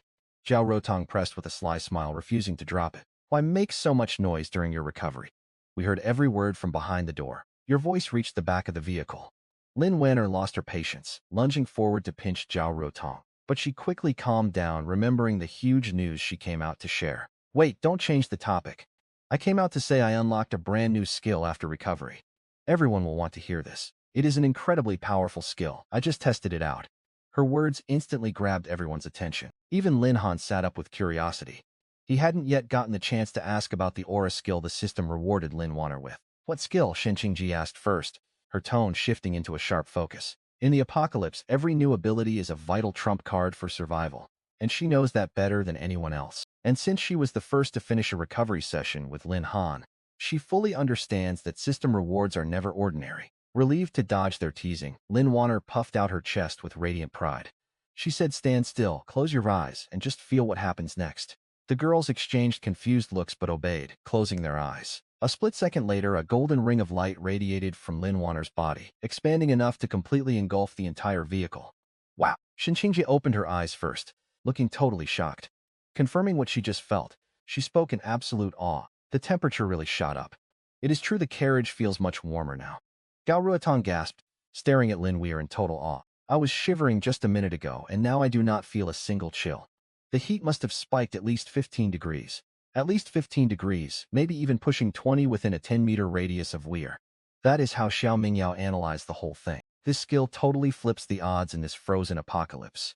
Warmth is absolutely everything out here, and it means burning way less heating fuel, way more time to explore the frozen zones, plus a massive drop in frostbite and hypothermia risks. Having someone who generates constant heat is just as valuable as a mobile fortified shelter. Xiao Mingyao never expected Lin Weir's new power to be this insanely strong. "Weir, this is honestly incredible. We will not have to huddle together for warmth at night anymore. I mean, we will save tons of fuel." She clapped excitedly, then hid her face, realizing her embarrassing slip. Lin Weir's blush faded slightly under their stunned admiration, replaced by a quiet pride. She raised her hand to explain her aura skill to the group. It is called Blazing Aura. The passive effect grants everyone within 10 meters total immunity to the biting cold, and it has an active ability. The active ability lets me consume a monster core to give one person a 24-hour combat boost, increasing strength by 50%, agility by 30%, and doubling healing speed. But the catch is a 48-hour cooldown after every use. And there is one more sacrifice: anyone with this aura can never unlock a specialized class later. Like Munga's healer role, for example. That path is closed to me forever. The skill balanced huge perks with a clear drawbacks. Still, its unbelievable utility left everyone in the carriage completely stunned, Lin Han included. He never imagined the system would hand out such an elite support aura. Yet that active boost seemed tailor-made for his exact combat style. Every head turned toward Lin Han, and Chunqing narrowed her eyes suspiciously. Lin Han, this support ability the system gave her matches your combat style way too perfectly. Was this reward custom-built specifically for you? And how could I even choose that? Lin Han laughed helplessly, waving his hand to brush off the accusation. The system drops rewards automatically. I have no control over it. Since it is bound to you, its bonuses will always match your own needs. Gao Ruotong crossed her arms, jumping right back into the teasing. Just admit the truth. Were you secretly hoping for someone to give you warmth and combat buffs? Gao Ruotong, stop talking absolute nonsense. Lin Weir lunged forward to cover her friend's mouth, and the two playfully chased each other around the carriage. That completely broke the awkward tension hanging in the air. Once the girls settled down, Xinxingyi clapped to restore order. Enough joking around. Back to the plan. The group huddled around the crate table again. Lin Weir dropped her aura before sitting next to Lin Han. Weir's skill holds massive strategic value. First, it heavily cuts our heating fuel consumption, and it lets us explore the frozen terrain for much longer. Second, her active boost acts as a crucial trump card during high-stakes battles. When paired with potential serum boosts, it can temporarily push someone's combat power to crazy extremes. Plus, her passive aura runs endlessly without burning a single resource. That makes Weir the core asset of our train. Honestly, she is even more important than our fuel generator. All this formal praise left Lin Weir feeling pretty flustered. To her, it was just a support ability. Nothing worth all this massive hype. This is not just support. It is a vital survival tool. Lin Han gently ruffled her hair, speaking with absolute deadpan seriousness. In a world of endless cold, this aura is basically a broken god-tier skill. Lin Weir swatted his hand away, slipping right back into her usual bratty attitude. Keep your hands off me. Have you not spent enough time nursing me already? Gao Ruotong choked on the water she was drinking, almost spitting it absolutely everywhere. Watch yourselves. This is not a private cabin. Respect our presence. The women traded another quick round of light-hearted jokes. Then they quickly got serious again, gathering around the map spread out on their makeshift table to finalize the travel route. Xinqing took the lead once more, tapping her finger on a red-circled location. Outpost 7 is at least 3 days of travel away. Based on this map scale, we will pass 2 way stations on our route, mine number 6 and the Ice Lake Supply Depot. 3 days, Lin Han echoed, mulling over the time frame. It is not a terribly long trip, but the real question is whether we should stop and scavenge those 2 stations. That choice carried heavy weight. Stop to hunt for supplies, or push straight ahead without delay. If they skipped stopping, their current stash would only last 2 weeks. And that is assuming perfect conditions with 0 crises. One unexpected disaster could drain their reserves in just a few days. However, stopping meant exposing themselves to a much higher risk of mutant attacks. I advise we spoke up, her tone turning dead serious as she shared her concerns. Our current stash should last us 2 weeks. But that assumes no random emergencies pop up. If a disaster hits, this stockpile evaporates in days. Out here in the apocalypse, you can never hoard enough resources. Su Chen nodded to back her up. She said Rontong is completely right, and they desperately need monster cores. She suspects upgrading the train requires monster cores. Plus, every single job class the system unlocks needs them to level up too. Su Chen asked what everyone thought, leaving the final call to Lin Han. As train captain and host of the survival system, he was their undisputed leader. And Su Chen's point hit right on the mark. The train sat at level 2. Hitting level 3 required 20 monster cores. Lin Han only held 5, leaving them way short of the goal. Upgrading job classes relied heavily on cores too. Even aura skills like his wires needed them to get any stronger. Right now, Xiaoming Yao was the only one with a specialized class. Xinqing Yi and Zhao Rantong, along with Su Chen, still lacked official classes. Stockpiling extra cores before reaching the 7th outpost would absolutely skyrocket their overall combat power. We will hit both stations. Lin Han decided instantly, but we are setting a strict time limit. We barely escaped the Black Horde tide in Tundra City last time around. We are not repeating that same mistake. 20 minutes max per station. Zero exceptions. Just remembering how they almost got swallowed by that endless tide of mutant creatures made him physically shiver. 20 minutes. Lin Wanner furrowed her brows in concern. Is that enough time to search every outpost? Every station is packed with monsters, slowing our search heavily. No, it is enough. Yi reassured her, explaining her view. We have fought side by side in many battles. Our teamwork is practically flawless now. 20 minutes is plenty to loot a small station, assuming we dodge elite monsters. But if an elite monster appears, she stopped, glancing hesitantly at Lin Han. We retreat immediately, he fired back. Zero fighting. Lin Han finished her thought, dead set on avoiding unnecessary risks after staring death right in the face. Massive gains are just not worth a reckless gamble. We only fight elite monsters head-on when we hold the absolute upper hand. That 3-meter-tall giant corpse from our last battle nearly cost me my life. I have zero desire to relive that absolute terror. Mentioning that bloody showdown made everyone tense up. They vividly recalled the lethal danger. Nobody could forget the terrifying sight of Lin Han. Dangling halfway out of the speeding train, he was centimeters away from getting dragged into that raging monster herd. That wraps up our meeting. Lin Han stood up, rolling his stiff shoulders. His old leg injury ached much less now. Everyone get some rest. We hit the first midway station by dawn tomorrow. I am taking the night shift. You are still recovering, so skip the guard duty. Shen Qingyi knitted her brows together. Healing sessions helped him recover faster. But she refused to let an injured guy take the night watch. I will take the guard duty. Senpai, your bow loses its edge in low visibility. Lin Han casually waved his hand. Besides, my injuries are totally healed. You know how powerful the system bond healing effect is. Out of everyone on this train, I am the healthiest one right now. The second those words left his mouth, Shen Qingyi blushed a deep crimson. The other girls looked pretty awkward too. Lin Wanner turned her head toward the window, pretending to admire the view. Only then did Lin Han realize how easily his words could be misinterpreted. He coughed awkwardly. Ahem, what I mean is the system bond itself gives buffs that rapidly speed up wound recovery. That is all. Do not misunderstand me.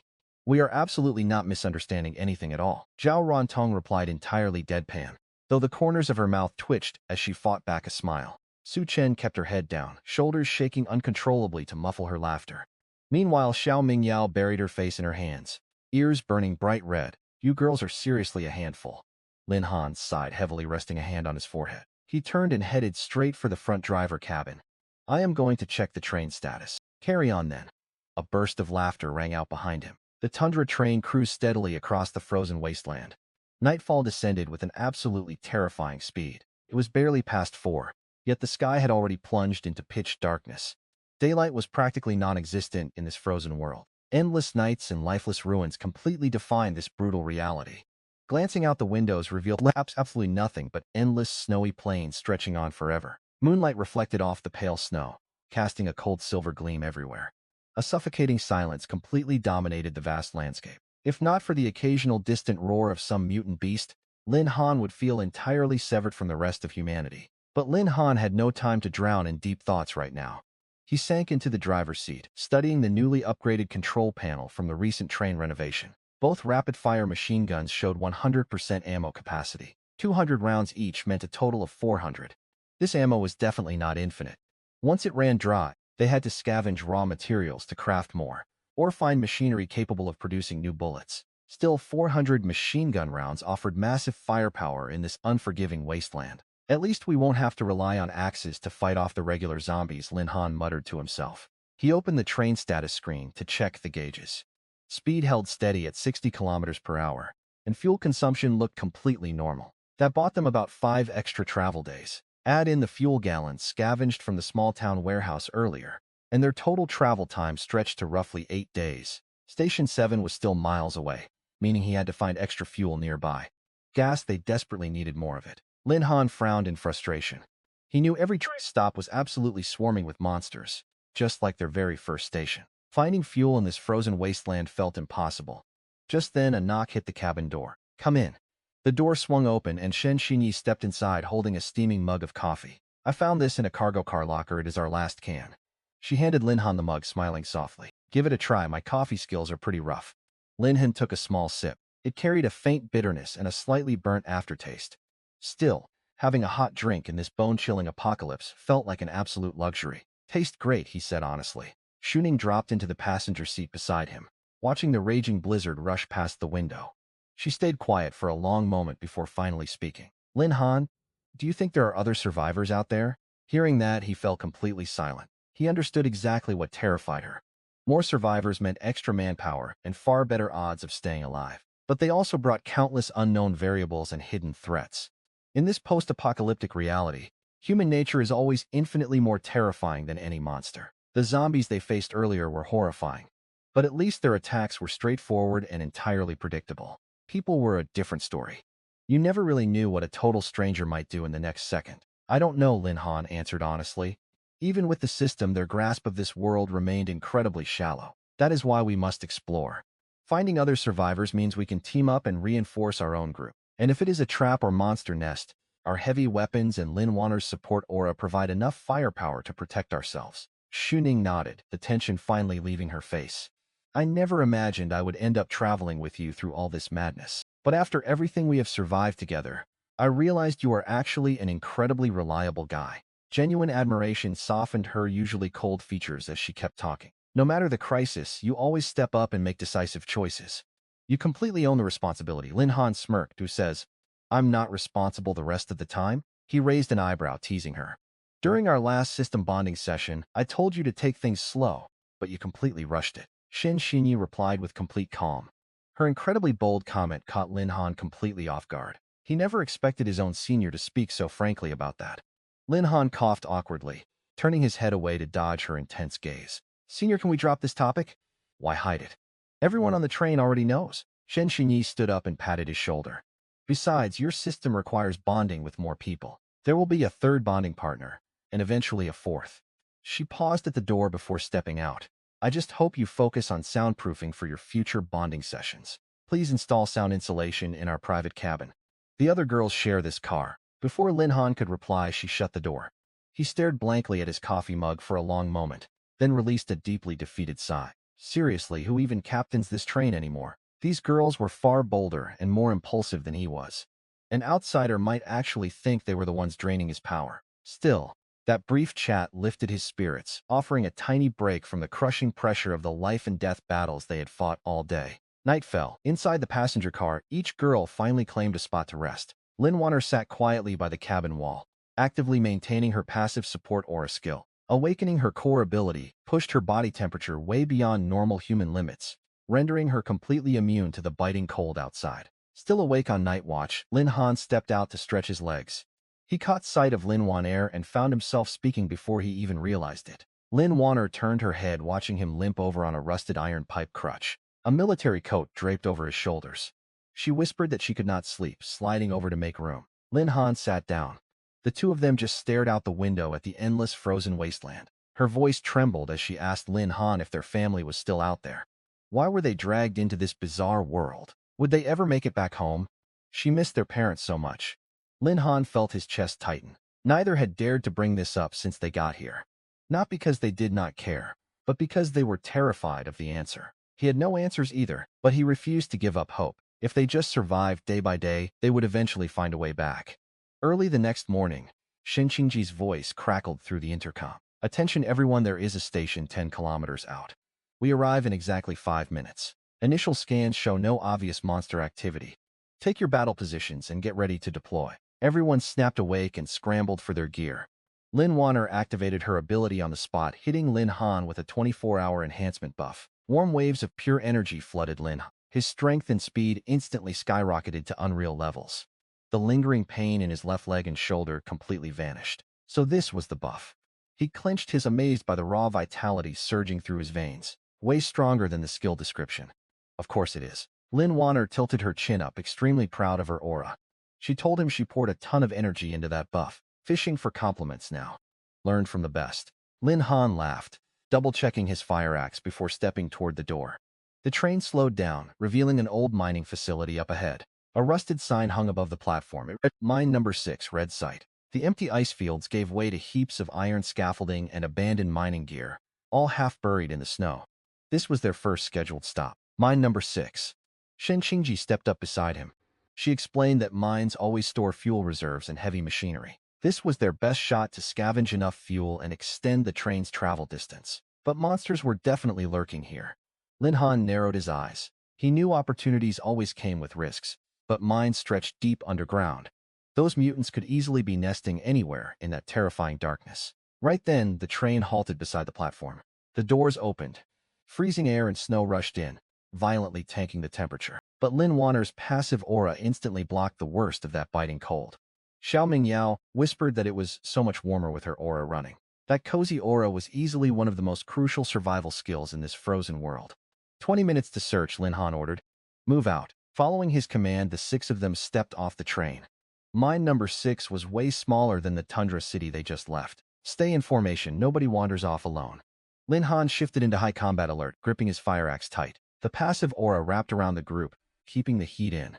Yet the brutal chill still managed to sting their skin. Fresh off that city ambush, Shen Qingji and the rest were completely on edge, heavily bracing for any sudden attacks. She gripped her frost bow, stepping just behind Lin Han's right shoulder. The other 4 fanned out. Xiao Mingyao took the center. Lin Wan'er covered the left flank, while Su Qian and Zhao Rudong locked down the right. Every single one carried a tactical shovel or a heavy crowbar. The mine was a total maze, way more complex than the city, with endless blind spots for zombies to hide in. Scrap mine carts and collapsed beams littered the snow. Overturned excavators poked through drifts on the left, right next to a row of pitch-black worker barracks. Impossible to see inside. Over on the right, railway tracks vanished deep into the underground tunnels, choked with broken ore carts. The whole facility carried the brutal scars of a chaotic attack from long before they ever arrived. Too quiet. Shen Qingji scanned the ruins as they pushed forward, her voice tight with anxiety. In a place like this, dead silence never meant anything good. Lin Han nodded. That tundra city had constantly echoed with the endless snarling of zombies. But here, nothing. Just the howling wind. The suffocating silence gnawed at their nerves, making them feel like unseen eyes were watching. Monsters lurking in the dark, waiting to strike. Search the barracks first. Watch your step. Lin Han barely got the words out before a black shadow exploded from the rubble. A terrifying high-pitched shriek tore through the wind. More shadows lunged from the collapsed barracks. 3 of them scrambling forward on all 4s like rabid dogs. The moment they attacked, the group saw their enemy clearly. Mutant hounds are things that used to be dogs. They still carried faint patches of fur and original body shapes, but half their faces were so rotted the skull bone was completely exposed. Bulging eyes hung loose, swinging crazily as they sprinted forward. Jaws split all the way back to their ears, packed with sharp black fangs dripping thick sticky saliva. They looked exactly like hellhounds crawling straight out of the underworld. Scatter now. Lin Han reacted fastest, totally braced for an ambush. The 3 zombie dogs crossed the 50 meters to the barracks in a split second. The alpha hound, built just like a small calf, lunged straight for Lin Han at the front, but he didn't back down. Running would shatter their formation and leave every single one of them as easy prey. After surviving swarms of black zombies and giant mutant corpses, fear barely even registered in his mind anymore.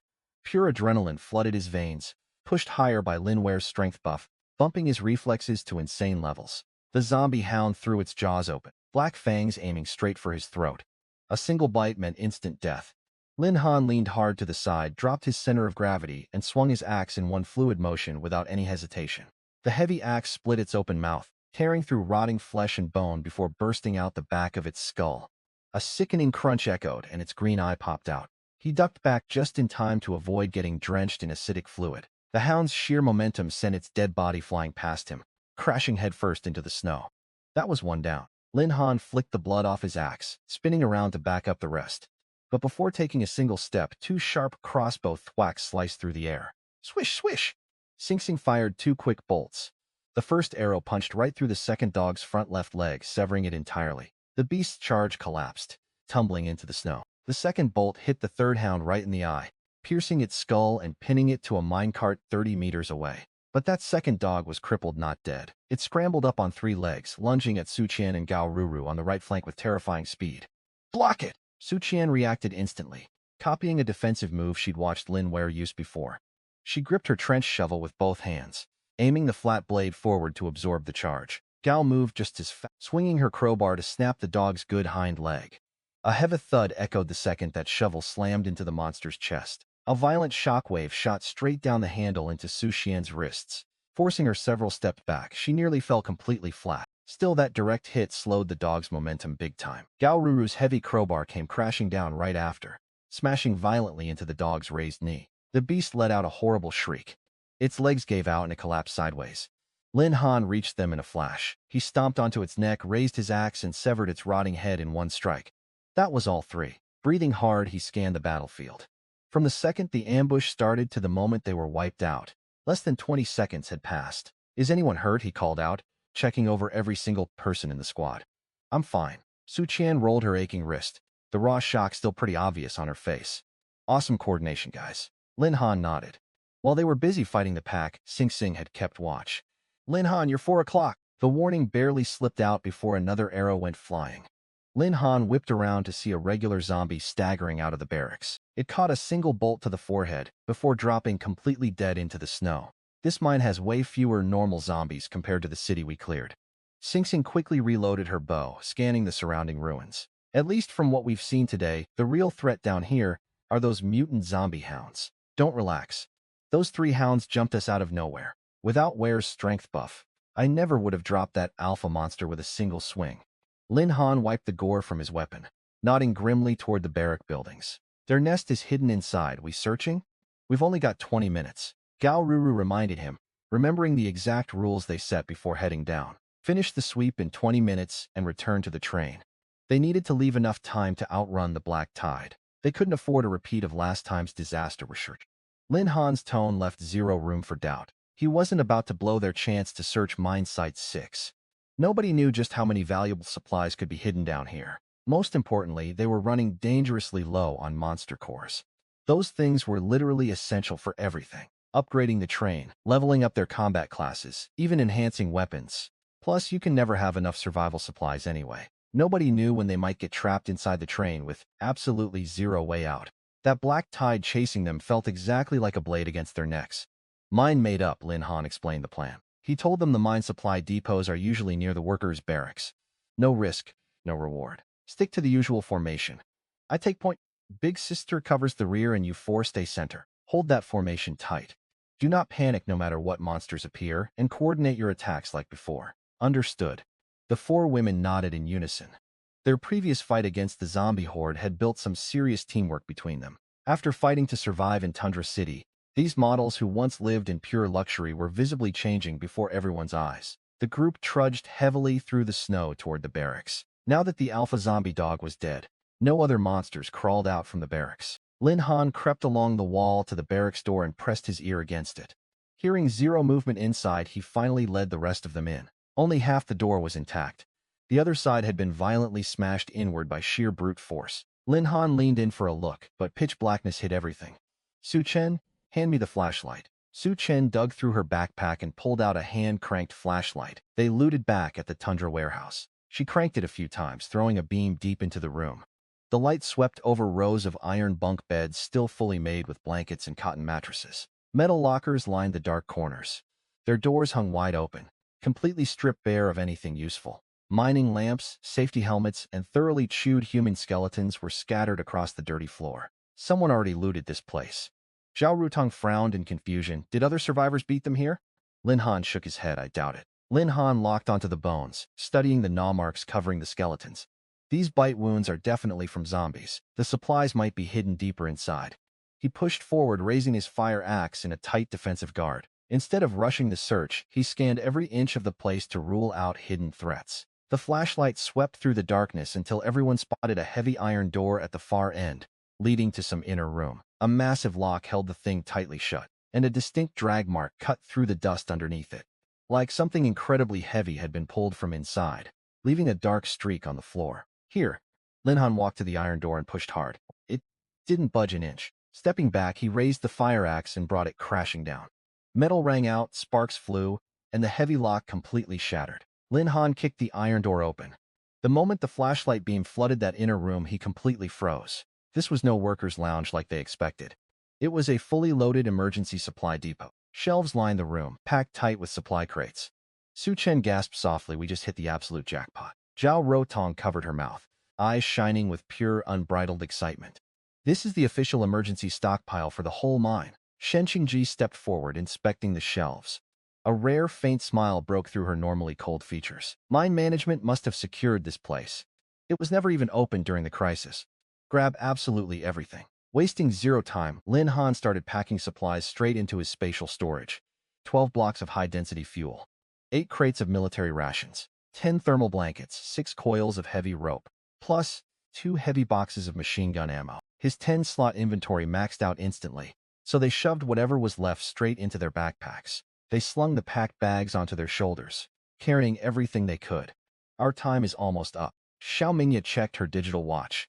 3 minutes left, she warned. Let's fall back. Lin Han zipped his bag, testing the solid weight with a faint smirk. This supply run was totally worth it. But right at that exact second, several sharp train whistles blasted from the platform, freezing everyone dead in their tracks. Another train just pulled into the station. Shin Qingji reacted first, her expression darkening instantly. We knew other survivors had working trains, but crossing paths with them out here, of all places, was this pure luck or a deadly new threat? Lin Han narrowed his eyes. Instead of relief, a heavy sense of dread suddenly tightened his chest. Earlier, he actually noticed human footprints, pushing deep underground toward the mine tunnels. They definitely were not heading back to the station. This new train rolled in on a separate branch line. Not from Tundra City and not from Outpost 7 either. Drop the bags, we move light. He made a split-second call. He told them in a sharp whisper to sneak up and see if these strangers were friendly or hostile. They stashed their bags behind an empty minecart, burying them under snow. Lin Han gripped his fire axe tightly. He crouched low, sneaking along the platform's outer wall toward their parked train. The 4 women followed carefully. The closer they crept to the platform, the clearer that strange train became. It was an armored combat train. Unlike their Tundra train, which was just a civilian model rigged with makeshift armor, this beast was built from the ground up for war. A heavy snowplow and a reinforced ramming spike jutted from the front.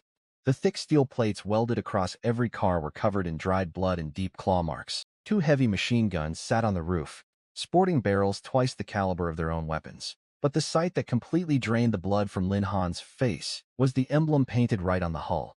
A blood-red wolf head, 3 crimson drops dripped from bared vicious fangs. The brutal design of this war machine absolutely screamed hostility. Chances were high that this crew was looking for trouble. Lin Han kept his eyes locked on the platform. The side door of that Bloodwolf train stood wide open, and at least 7 or 8 men hopped out. They wore heavy winter coats patched together from rough animal hides. Every single guy had a weapon on his hip. They carried machetes, iron pipes, hunting bows, and 2 of them had modified rifles slung across their backs. Their target was the Tundra train parked across the platform. Lin Han's ride. A bald guy kicked the metal door with everything he had, yelling to his boss that it was locked tight. It didn't even leave a scratch. Level 2 armor upgrades could easily tank a zombie bite, let alone some random guy's kick. The man they called boss stepped forward, telling them to just break it open. He was a full head taller than the rest, wearing a grease-stained military coat. A jagged scar sliced down his left cheek from brow to jaw. A massive modified hydraulic bolt cutter rested on one shoulder. Wedging the jaws between the doors, he glared at his crew. "What are you waiting for? Push." 2 guys rushed up and threw their entire weight onto the handles. They were clearly planning to pry the doors off and loot every supply inside. "Lin Han, they are breaking in, all our supplies are in there." Panic gripped the girls. Lin Han cursed himself mentally. He really should have left someone behind on guard duty. They could have easily fought off this gang, using the train's machine guns. He never expected to run into other survivors all the way out here, let alone some brutal gang ready to loot them blind without a second thought. Extreme pressure from the hydraulic cutter buckled the metal inward. The Blood Wolf leader planted his boot against the frame, shoving his weight forward. A deafening crack echoed as the Tundra's door finally gave way. He cursed, "Damn, this junk is solid iron." The bald guy spat and climbed inside first. Lin Han watched him pace the cabin before poking his head out the window to shout at the boss. "Boss, we hit the jackpot. This whole car is packed with military rations, gas, and medkits. This pit stop couldn't have gone any better. Just incredibly lucky." The Bloodwolf boss flashed a wicked grin at the news. Absolute amateurs leaving a train totally unguarded. "So where exactly are the owners?" The bald guy scratched his head. "No sign of anyone. They probably went scavenging inside the mine." The boss smirked. "Then we just wait for them to get back." His grin widened as he leaned back against the Tundra. "Today is our lucky day. Supplies, a running train, and whoever actually owns it all." He licked his lips, already scheming how to exploit the crew once they showed up. It's been months since we've seen any other survivors. Seeing fresh faces will be a nice change. Crude, booming laughter erupted from the men on the platform. Rubbing his hands together, the bald guy stepped up to flatter the boss. "This thing was built using original factory blueprints, not the patched garbage we put together. What happens to the owners when they show up? Execute the men, strip every supply we can carry. Any women get dragged back to our base to serve us." Anyone with decent medical or mechanical skills we leave alive. Everyone else gets tossed to the wasteland zombies. The second we're done stripping them clean. He lit a cigarette, scanning the empty platform. He knew they couldn't just stand out in the open, blocking the tracks forever. Otherwise, those scavengers might never come back. He ordered 2 guys to stay and load up the loot, telling the rest to follow him into the mine to cut off their escape. That mine only has one main exit. There is absolutely no way they avoid running straight into us. Listening to every sick detail of their plan confirmed it. Lin Han knew this crew was nothing but a pack of bloodthirsty bandits. Looked like they weren't the only ones dragged into this brutal survival game. Judging by their highly advanced combat train, the Blood Wolf gang had survived and leveled up way longer than Lin Han's team. The 4 girls hiding behind him were visibly terrified. None of them ever expected to walk right into a deadly trap like this. Xingji kept it together, knowing blind panic would only get them killed. She looked at Lin Han. What do we do now? She hadn't panicked, but forming a plan was beyond her. She watched Lin Han waiting for his call. He told them there was nowhere to run. The bastards wanted everything they had. Their only choice was to kill them first. We have the element of surprise, and they have no clue about our real strength. Lin Han did not hesitate. He explained that if they stacked their combat classes together, they could completely wipe this gang off the map. His resolve shifted into pure killing intent. This gang had clearly robbed and murdered countless survivors before today. A peaceful negotiation was completely out of the question. This clash would only end with one side dead. Worse yet, he was still responsible for keeping 4 vulnerable girls alive. Even if they managed some temporary truce, those filthy bandits would start a bloodbath sooner or later anyway. That was exactly why they had to strike first and wipe them out before they could even react. The enemy was exposed, while they were hidden in the dark. That was their biggest advantage. They had to kill them. Su Chen felt the heavy weight of his words, and a sudden hesitation gripped her. Taking a real human life was completely different from slicing up mindless zombies. Before the apocalypse, they were just regular fashion models. None of them were mentally prepared to take another human life. Lin Han caught that flicker of hesitation in Su Chen's eyes. He knew damn well that freezing up mid-battle would get them all killed. Show them mercy and they kill me and take you captive. You heard exactly what that bald freak plans to do. Or should I repeat their sick threats again? Su Chen turned completely pale right then. She finally understood. This was not a choice between mercy and violence, it was strictly life or death. Zhao Rorong and Xiao Mingyao bit their lips, fully grasping how grim things really were, and finally nodded. Lin Wanner spoke up first, her voice shaking with pure rage. We fight them. Those savages deserve zero mercy. Xingji said absolutely nothing, just calmly loaded a fresh arrow into her hunting bow. Perfect. Now listen closely to the plan. Lin Han scanned the entire area. A solid plan was already forming in his head. They split up, leaving just 2 guys by the train to move supplies. The other 6 went inside the mine. We wipe out those guards first to take back our train. Then we activate the auto turrets to lock down the platform. When the rest of the gang runs back, we spring the trap. Big sister, get up to that high lookout point. It overlooks the entire platform. Once Wanner and I sneak in and drop the guards, the rest of the gang will definitely come running. Then you pick them off from above, one by one. He turned to Lin Wanner next, reminding her that her combat buff was still active on him. I will lead the frontal charge, and you stay right on my heels to finish off any wounded enemies. Su Chen, Rorong, take cover flanking the platform entrance. If any of those bastards slip past our gunfire, pin them down exactly like we did with those zombie hounds earlier. We will handle the rest. Understood, the girls replied in unison. Their voices were tense but totally free of hesitation. They moved instantly. Xingji kept low, weaving through discarded minecarts and rubble to reach the high lookout point beside the platform. Lin Han and Lin Wanner crawled forward, sticking to the drainage ditch running parallel to the train tracks. The thick snow covered them, hiding them completely from the gang's sight. Getting closer, they saw the Tundra Train's broken doors wide open. The 2 guards were busy dragging supply crates right out onto the platform. The bald bastard hoisted military rations onto his shoulder. A cigarette stolen from their stash hung loosely from his lips, matched by a disgusting, greedy smirk. Look at the loot these kids hoarded. Food, fuel, medicine. The boss will go crazy over this haul. The second guard poked his head outside. Hugging 2 gas cans to his chest, he laughed greedily. He wondered out loud if this group had any other survivors hiding around. Meeting fresh faces would be a nice change, since they had been stuck with just their crew for months. The bald thug dropped the crate and turned back for more supplies. Just then, a metallic glint near his feet caught his eye. He looked down, staring right at the sharp blade of a fire axe. It was the last thing he ever saw. Lin Han launched from the ditch like a rocket. Swinging the axe in a brutal upward arc, the blade cleaved through the man's chest, lodging deep inside his collarbone. One swift, fatal strike, the bald attacker didn't even have time to scream. Blood and guts splattered across the snow. The second attacker inside the car didn't process it yet.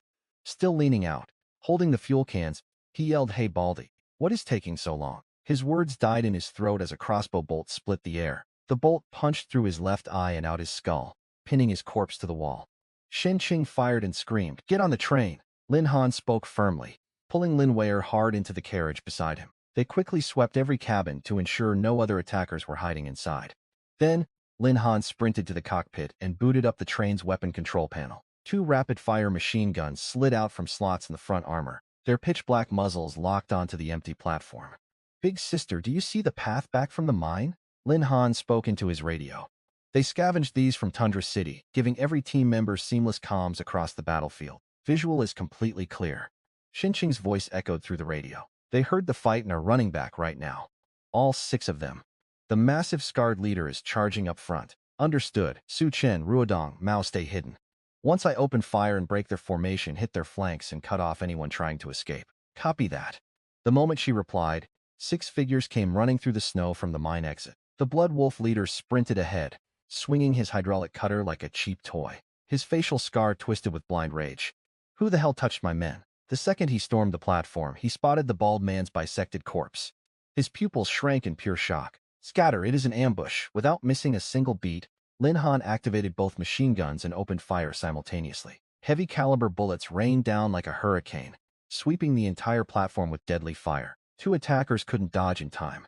The heavy gun rounds sliced them completely in half at the waist. Their upper halves flew 3 meters into the air, while their lower halves took 2 stumbling steps before collapsing. A thick mist of blood coated the frozen ground, a metallic stench filling the air. Damn it! They took the train! Fall back! The 4 surviving attackers panicked, scrambling blindly in every direction just to get away. The Blood Wolf boss reacted fastest, rolling out of the way behind an ore truck. Bullets slammed into its steel armor, showering sparks everywhere. Hold steady, those machine guns will run dry soon. We push the second they start reloading. But he never finished that sentence. A crossbow bolt whistled past his cheek, piercing the throat of a lackey charging the train. Shen Qing had started picking them off from her high ground. Up there, someone is sniping from above. Another attacker screamed, pointing wildly at the elevated platform. The second he shouted, Su Chen and Zhao Rodong charged from both sides of the platform entrance. Su Chen gripped a trench shovel, smashing its flat edge brutally into the attacker's knees. The strike dropped him violently onto the snow. Zhao Ruodong followed up instantly, bringing a steel crowbar down hard to completely shatter the back of his skull. Xiao Minggao stayed back, her palms glowing with a faint green light, ready to heal any injuries. 7 of the 8 attackers were dead within moments. Only the Blood Wolf leader was left. That massive beast with the jagged scar tearing across his face. He cowered behind the ore truck, staring in sheer terror as his entire squad was wiped out. All his usual savagery vanished, replaced by bottomless panic and shock. Wait a second, we can negotiate. I have intel you need. There are other survivor camps close by. I can take you right now. His begging died mid-sentence when Lin Han suddenly appeared. Holding a blood-soaked fire axe instead of manning the turret or crossbow, Lin Han approached the scarred man, taking one slow step at a time. Lin Han brought the flat back of the axe down violently, completely shattering the attacker's knee. The scarred man shrieked and collapsed, dropping his hydraulic cutter onto the snow. Lin Han kicked the tool away without a second thought. I ask you answer. Lin Han leaned down to meet the man's eyes. One lie and I cut off a finger. When your hands run out, I move to your toes, then your arms and legs. Earlier you said you would kill all the men and take the women. Right? The scarred man's pupil shrank. He never imagined this group had set up a hidden ambush outside the station. No wonder his squad had just suffered such a catastrophic, humiliating defeat. Behind Lin Han, the 5 women slowly calmed down as the combat high faded. Their violent strikes were pure instinct driven by pure adrenaline. Without the adrenaline, the reality of what they did hit hard. Su Chen gagged first. She grabbed the doorframe, doubling over and throwing up right into the snow. Xiao Ruodong collapsed as her legs gave out, barely staying upright. Xiao Minggao covered her mouth, desperately fighting the urge to throw up. Even so, hot tears streamed down her cheeks without any control. Even the usually unshaken Shan Qing leaned against the wall for several minutes. She just needed to steady her nerves after climbing down. Lin Wanner alone kept a calm mask, though her cool was just a front. Everyone reacts like this their first time fighting for their lives. Lin Wanner stammered, forcing a steady voice. That feeling fades once you puke. Su Chen looked up, her face covered in tears and snot. They were real people. We killed flesh and blood humans, not mutated monsters. Human by name only. Worse than monsters, Lin Han replied without turning, staring down the scarred attacker. Still, every girl heard him clearly. Mutated monsters only hunt humans to survive. But these guys robbed and tortured people for sick fun. They don't even deserve being called human. He lifted the fire axe, tilting the scarred chin up with the blade. Now talk name? Where from? How many raider gangs operate here? How was that train modified? What are the black tide patterns? How do you defend your camp? He spared the guy just to extract vital survival intel. Their actions clearly showed this gang reached the frozen wasteland way before his group. He added one sharp question before the guy spoke. What is Outpost 7? After that brutal ambush, he strongly suspected their map was just a trap. A trap luring clueless survivors straight to Outpost 7, which was clearly another violent raider den. I'll talk. I'll tell you everything. The boss's arrogance vanished. Lin Han effortlessly cutting a man in half had terrified him to death. I'm Xiao, called Scar Tiger. I run with the Blood Wolf gang. We came from Ash Station out east. We had 30 members originally, but half got eaten. Then another survivor group attacked, leaving only the 8 who fought you today. Where is Ash Station? How far? Lin Han pressed him, scanning closely for lies. East, 2 full days traveling the railways. An abandoned train maintenance platform.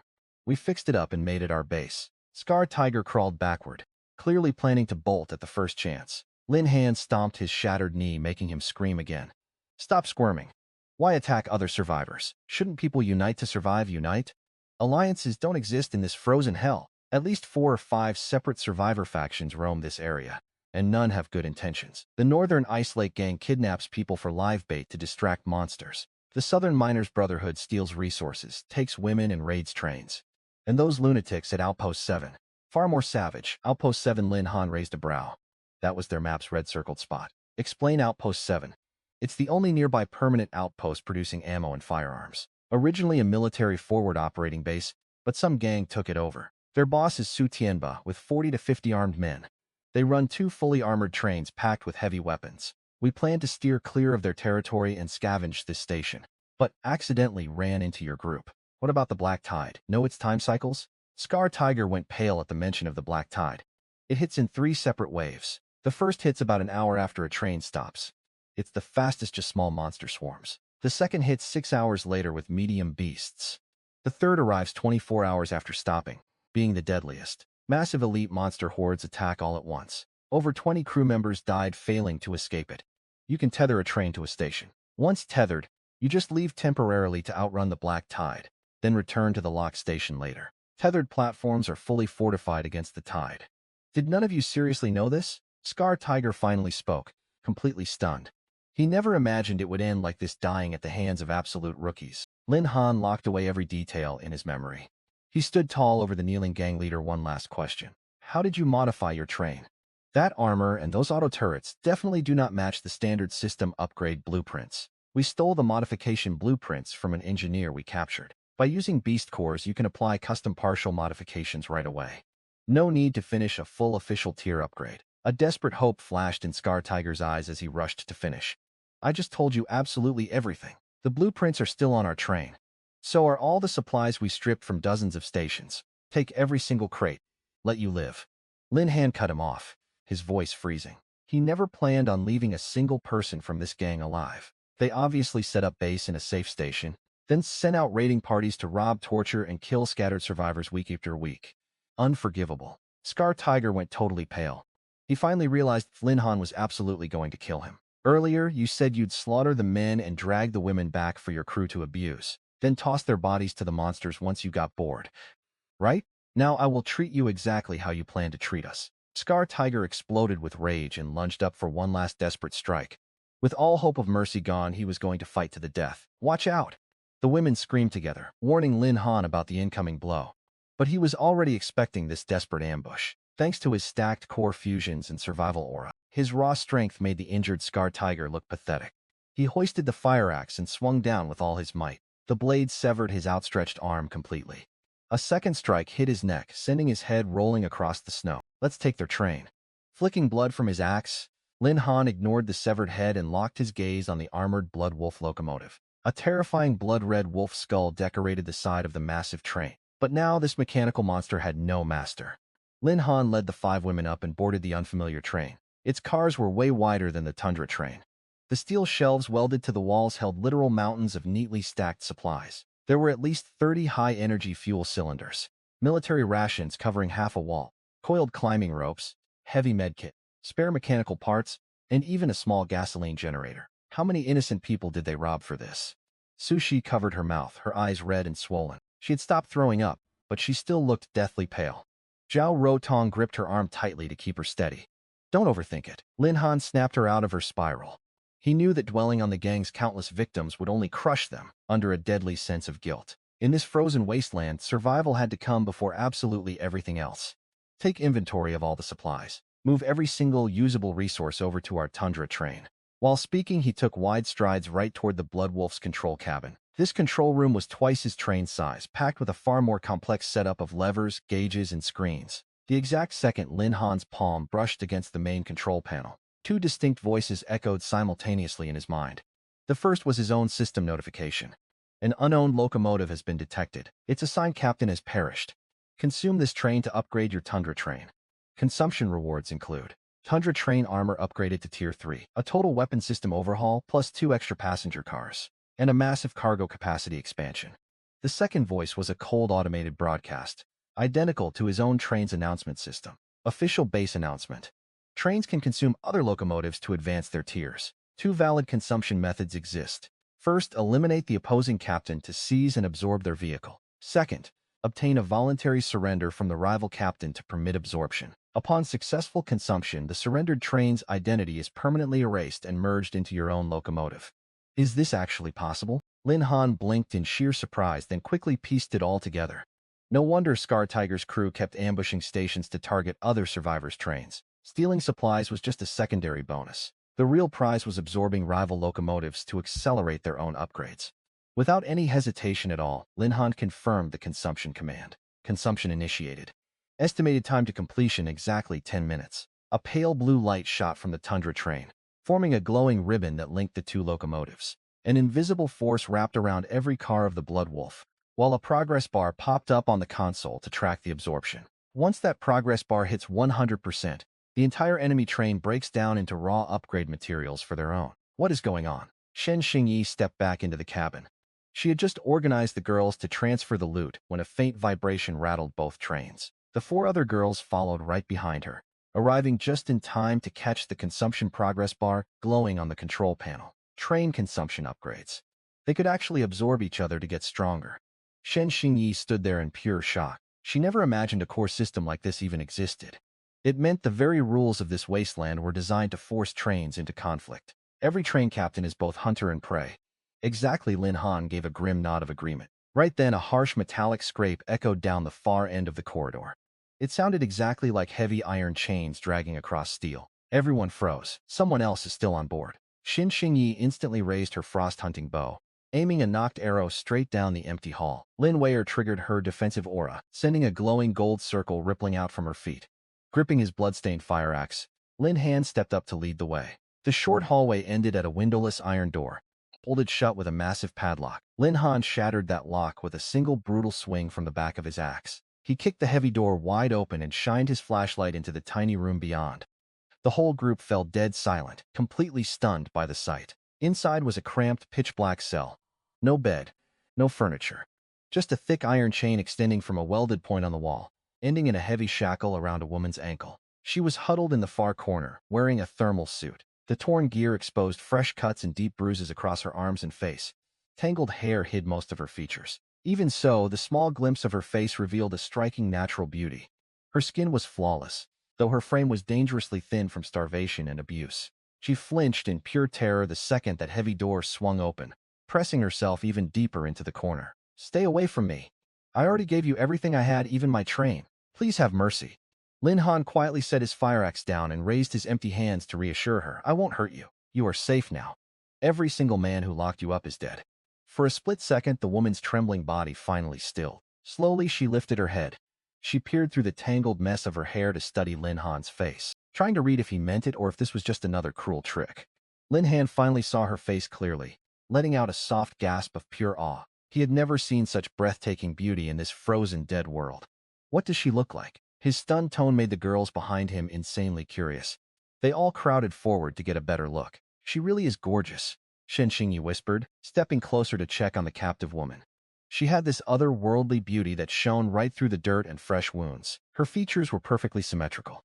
Big, expressive eyes framed by incredibly thick lashes, a delicate straight nose and soft, full lips. But the most striking detail was her natural, undyed hair. It was a pale shade of lavender, a totally rare color that would turn heads in any normal world. My name is Xiaoyan. Surrounded by the group, she spoke weakly. Did you kill Xiao? Yeah. Lin Han pulled a clean winter suit from his storage and dropped to one knee to hand it to her. We wiped out every single member of his gang. No survivors left behind. Xiaoyan took the thermal suit, her body still shivering uncontrollably. She stared up at Lin Han's face for a long time before hugging the gear tightly against her chest, as if to prove this freedom wasn't just another cruel hallucination. I was the captain of the Hashia electric train, Type 3C. She finally spoke up, her voice still shaking from the absolute nightmare she had been living.